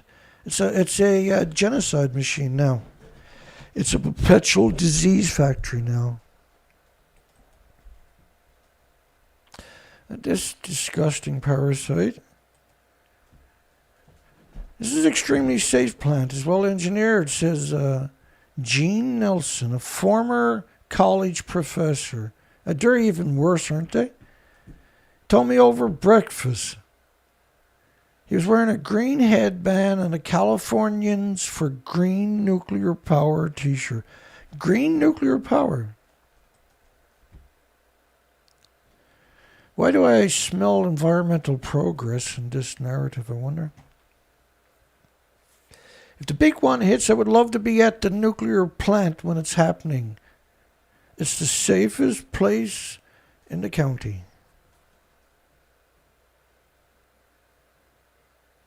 Like, what do you say to something that evil, really? Like, this was a former professor that would actually say something like that. Last year, we were looking for spiders going across Newfoundland, and they're missing from the forest. Because normally you check spider webs to see which insects are in that area, right? But the spiders are missing since we got down on the East Coast. And so that's absurd. Now, they're on buildings and trucks and shovels and sheds and garbage cans, but they're not on the trees and the bushes and the ecosystem. And there should be 500,000 per acre, say. And so anyway, I was at this major river run, salmon run, with a nice big site there to set up on. And because a lot of times you're not close to water, so you hang out for a couple of days, send a drone out, look for salmon and stuff like that, talk to fisheries and oceans if they come by to count the salmon. But quite a lot of people use that stop off, right, to take a break when they're traveling. And so these two guys shows up. They want to go fishing there. I said, you can't fish there. It's salmon season. It's illegal. And they were both retired school teachers. And they said, what are you doing? I said, well, I'm studying spiders. And he said, well, I didn't know there were spiders in the wild. This was a teacher, right? A college teacher, by the way. I thought it was amazing that somebody would actually say that to you, let alone that a teacher would say that to you. That person should get his DNA and run it to see how many students he molested.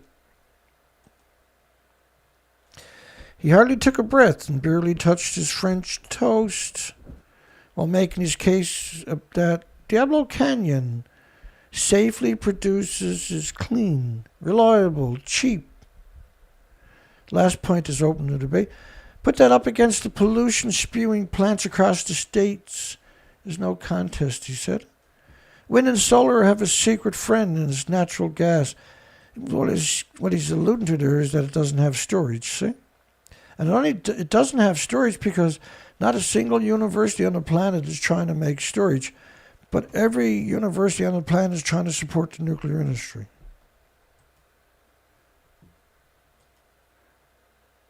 After breakfast, he met for coffee is Avila and Christian and Heather Hoff of Mothers for Nuclear. These are incredibly despicable. I was going to go in there and beat Aaron Brockovich of Nuclear Energy, said Hoff, who had intended to expose the dangers of Diablo Canyon. And he ran into these two monsters from Mother from Nuclear. These are actually monsters. Demonic, sadistic monsters. They claimed that they had bought into unwarranted fears and misconceptions about nuclear power and came to believe you cannot be opposed to nuclear power if you care about climate change.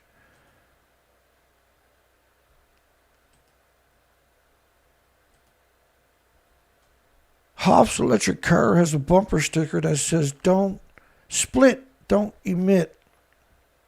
And both she and Zark have tried to calm the public fear.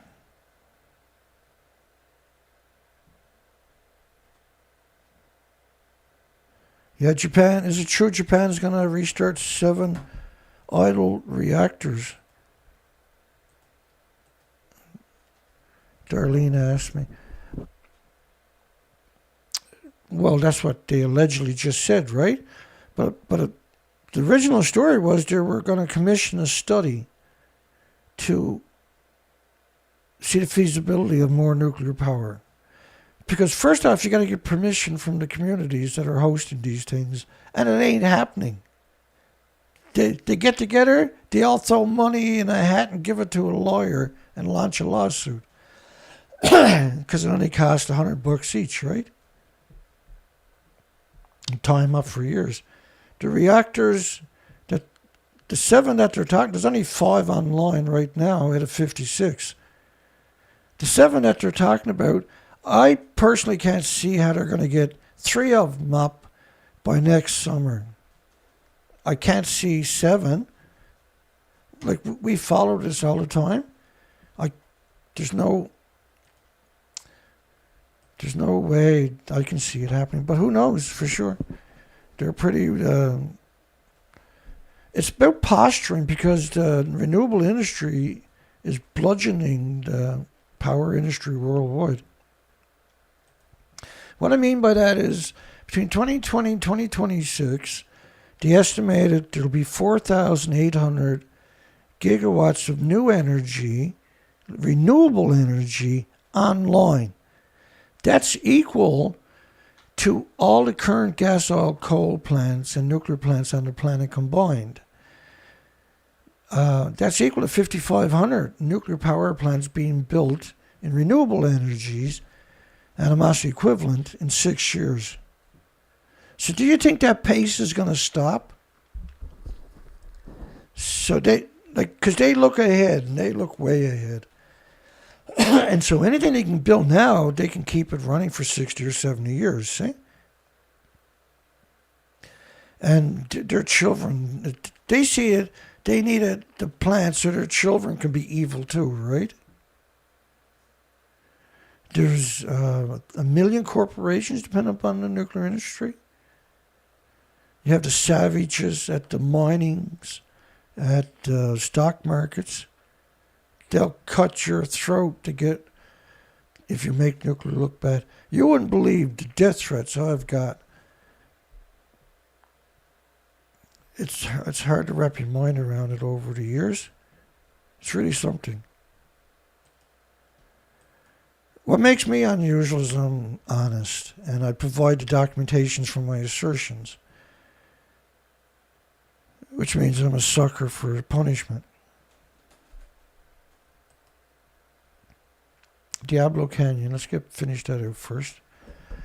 So, to talk about environmental humanitarian with the Mothers for Nuclear, this is ludicrous to suggest that they have any of those attributes, by the way. So the Diablo Canyon, they talk about killing some fish. Well, let's look at Indian Point, how nuclear kills fish. Environmental analysts in the two states have found that Indian Point and New Jersey facilities kill more than 17 billion fish annually in New York and another 9 billion adult fish in New Jersey each year. This is different ways that the single nuclear plant kills fish. The National Marine Fisheries Service has found that the once-through cooling system are vacuuming up trillions of newly hatched fish and destroying them in the heat exchangers. There's strong evidence that shows the decline in the fish stocks along the entire northeast Atlantic seaboard is due more to the destruction of baby fish than the overfishing of adults by the commercial fleets. And that Indian Point plant sucks in 2.5 billion gallons of water a day and kills about 2 billion juvenile and mature fish a year in its screens. And that the NRC, the non-regulatory commission, estimated 300 billion baby fish are killed each year when they're sucked into the 40-foot wide intake pipes. 40-foot wide of water going into these reactors. The width of your house, the garden hoses are the width of your house.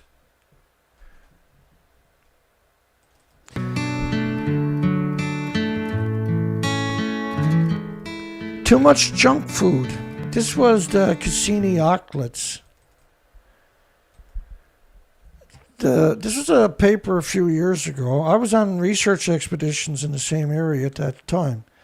The new paper pinpoints starvation as the cause of death from 250 to 500,000 Cassini auklets in 2014-2015. It was actually over 1 million. They eat the microscopic animals,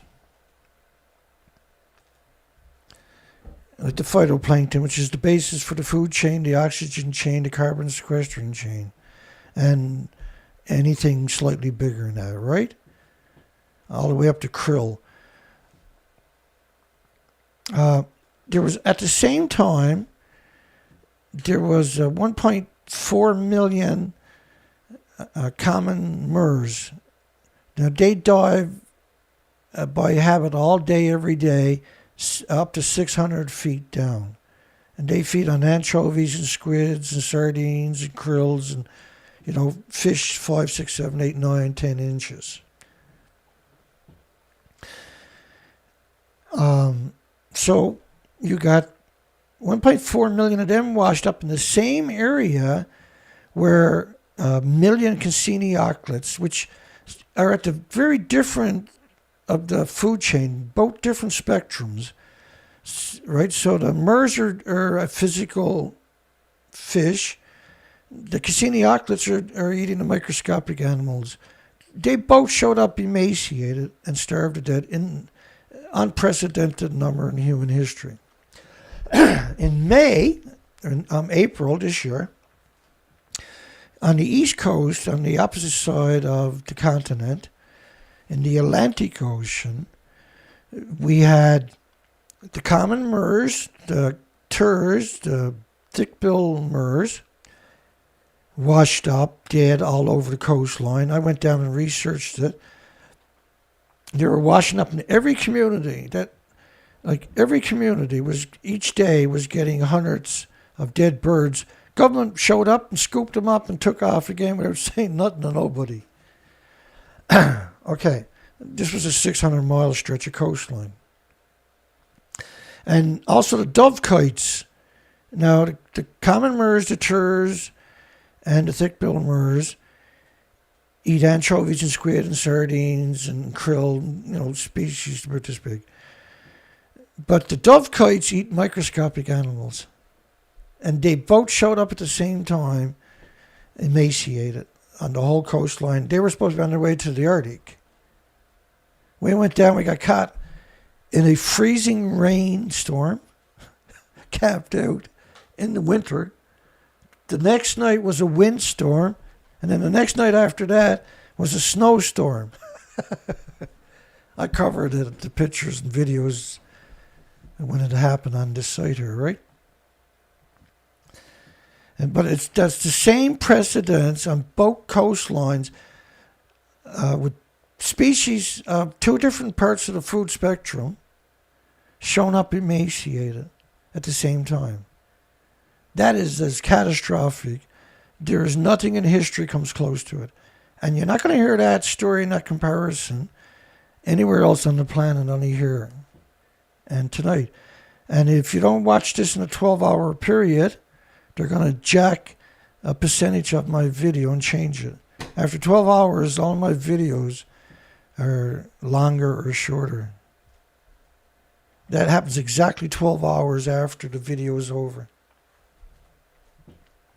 So who knows what they're cutting out.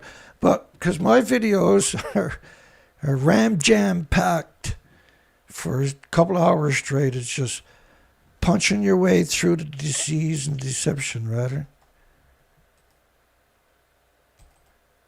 I'm trying my best, okay? I'm doing the best I can. I'm not perfect, never going to be.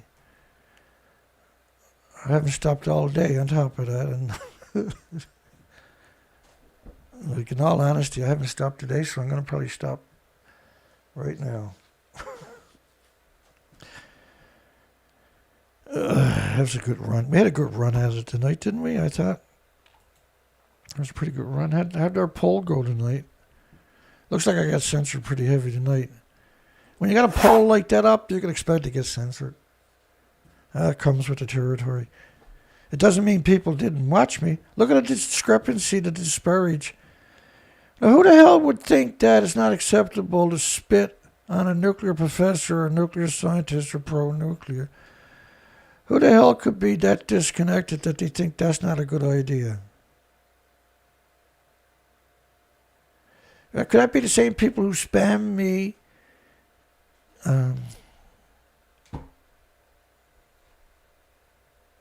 today?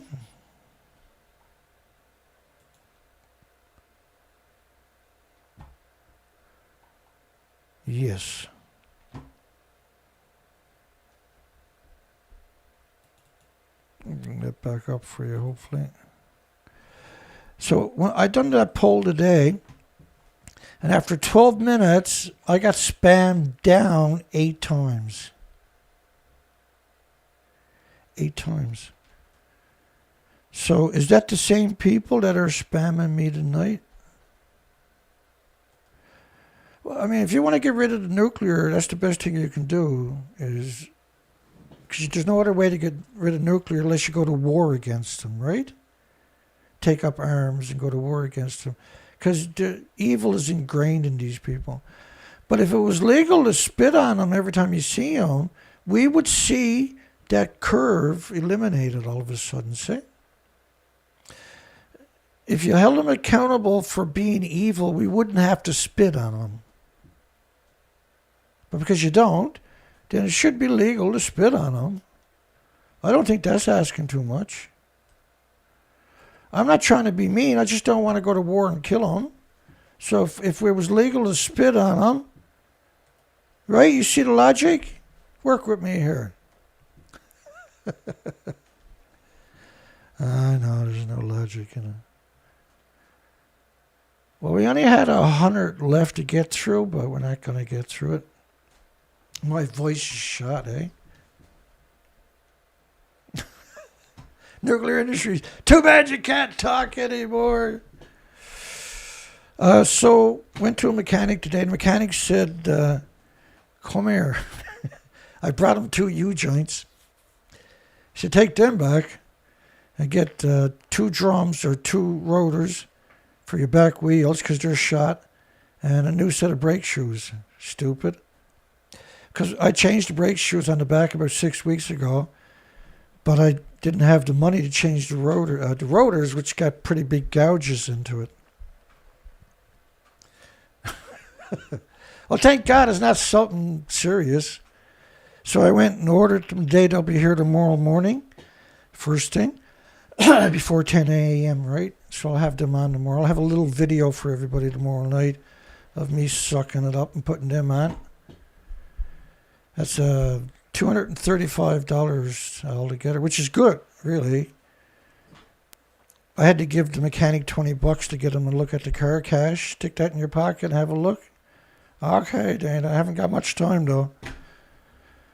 And she got underneath it and stuck it in park and let it roll back on a block. And he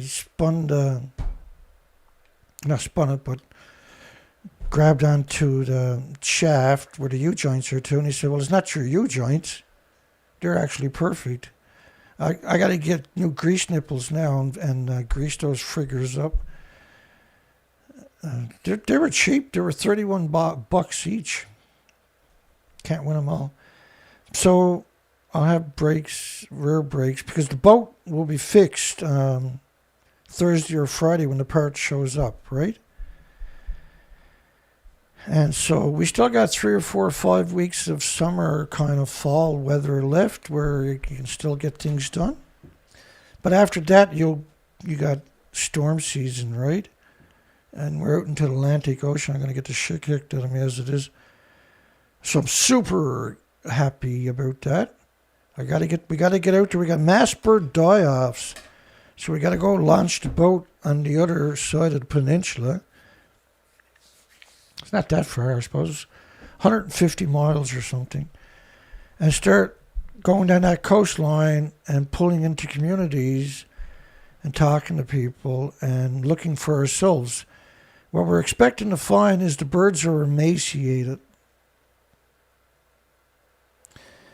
But we got to go, we can't just postulate because you got to physically go see. We also got to get out to Baccaloo Island, which is about 70 miles, where there's supposed to be 3.2 million breeding pairs of the storm petrels, because we go out each year and look for them. They're nocturnal, which means that's on the east coast, open Atlantic Ocean, North Atlantic, and you got to do it in the dark because they're nocturnal, right? But they're supposed to, the last couple of years, we've seen colonies. I showed those pictures and videos of a few other species, but not big colonies like should be there. When you got 3.2 million storm petrels, that's a protected island. You're not allowed to physically walk on the island, right?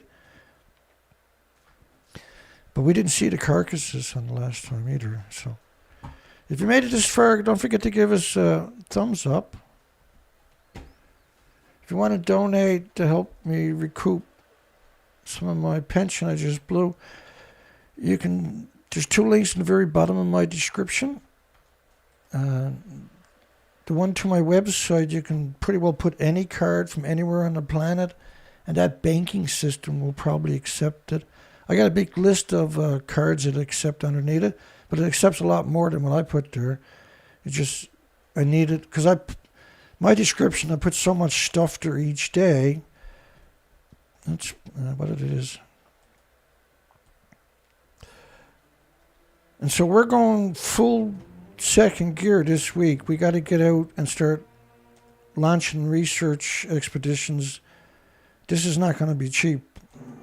Price of gas is crazy, so That's okay, because I'm not going to be going fast. You can't spot anything driving fast anyway, right? But you still got to lug 3,000 pounds around the coastline. I'm gonna have to camp out in the boat or on the coastline for free, because we can't afford to burn money on that. It's going to be a disaster. We'll get through it. One thing that I made sure of over the years was we got the equipment, right?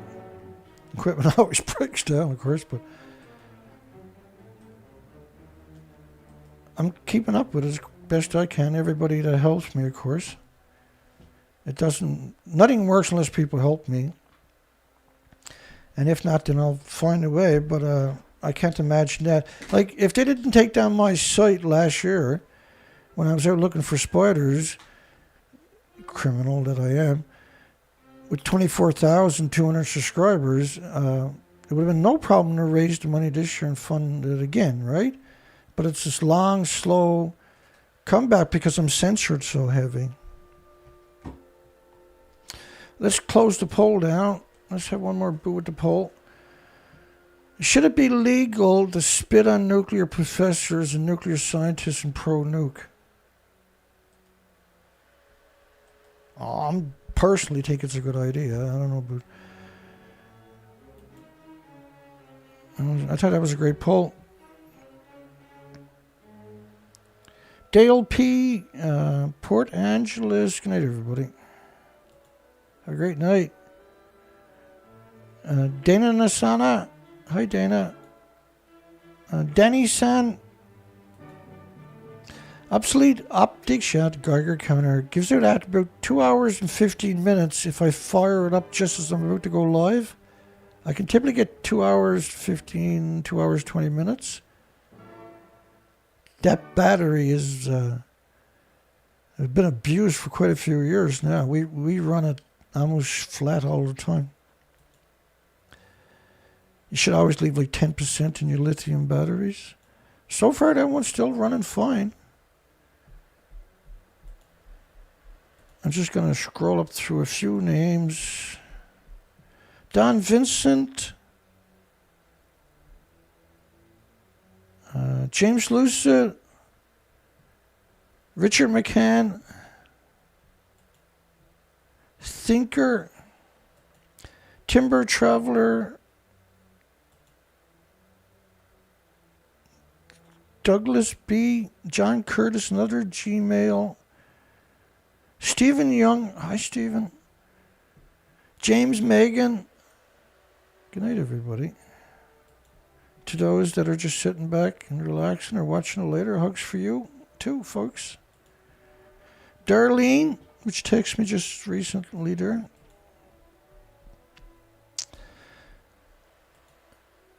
Because I won't have all the comments, I'll only have partial comments, so I won't. Anybody commented earlier, but not later, I probably won't see it. Chet Austin was there earlier. Port Angeles, Christopher Lieber. It was a pretty good show tonight. Lots and lots of stuff. That was a long, hard show to put together today. Let me see. But 7 hours in the studio, not counting everything else, right? Once I gathered everything up, it was about 7 hours in the studio today. Because I got to wait till tomorrow to pick up the parts, so I'm tortured. I got to solve that problem, right? Get that off my mind. I can't sleep with stuff like that on my mind. Peaceware, as far as I can tell, we got it this time. I apologize for any confusion, anybody, but I'm not really a mechanic. I play one, though, in my personal life on a regular basis. When I was younger, I was really good at stuff, but I'm still doing okay, I guess. Angel's Place. Good night, everybody. Just scrolling down through the names. Kevo, Rockhound. Just a quick shout out. Ryan. We're almost through the older comments. We'll come down to the most recent one. And we'll shut her down. Invisible Rabbit. I know Swanee D will be there tomorrow. Catch ya. I always feel better when I do this for some reason. Filtra, I really do. Jeff Poor. Right, boy, goodness, I think we've done pretty good tonight. I kind of almost always forget one or two people. There's Khaled S. Look at that. Hi, Khaled. Okay, that's it. That's all of it. Yeah, thank you, everybody. That was a little long tonight. 2.5 hours. But we had a lot of material. Because last night we covered a special video which won't get that many views. One thing you should notice, when you look through my videos and you see videos are like 250, they're usually really good videos. They were censored heavy, right? Because anybody that follows nuclear are not, you know, they're information junkies like me. Information is power, man. And so that's why I run an educational program. And because I hate the nuclear industry with every part of my body. Probably got a little bit to do with it. That's why I'll be back tomorrow night kicking the shit out of chicken necks and chewing bubble gum. See everybody tomorrow night. Hugs for everybody. Have a great night. Great day tomorrow. Except for the nuclear scumbags, of course. We'll see you, folks, tomorrow night. Don't forget to give us a thumbs up. Costs us little, goes a long way. It's probably not going to show up. If you notice, my videos are... Between last night's show and tonight, my last video got 7 thumbs up total in the last 24 hours. That's desperation right there, folks. Take care. We'll see everybody tomorrow night. Have a great night, folks.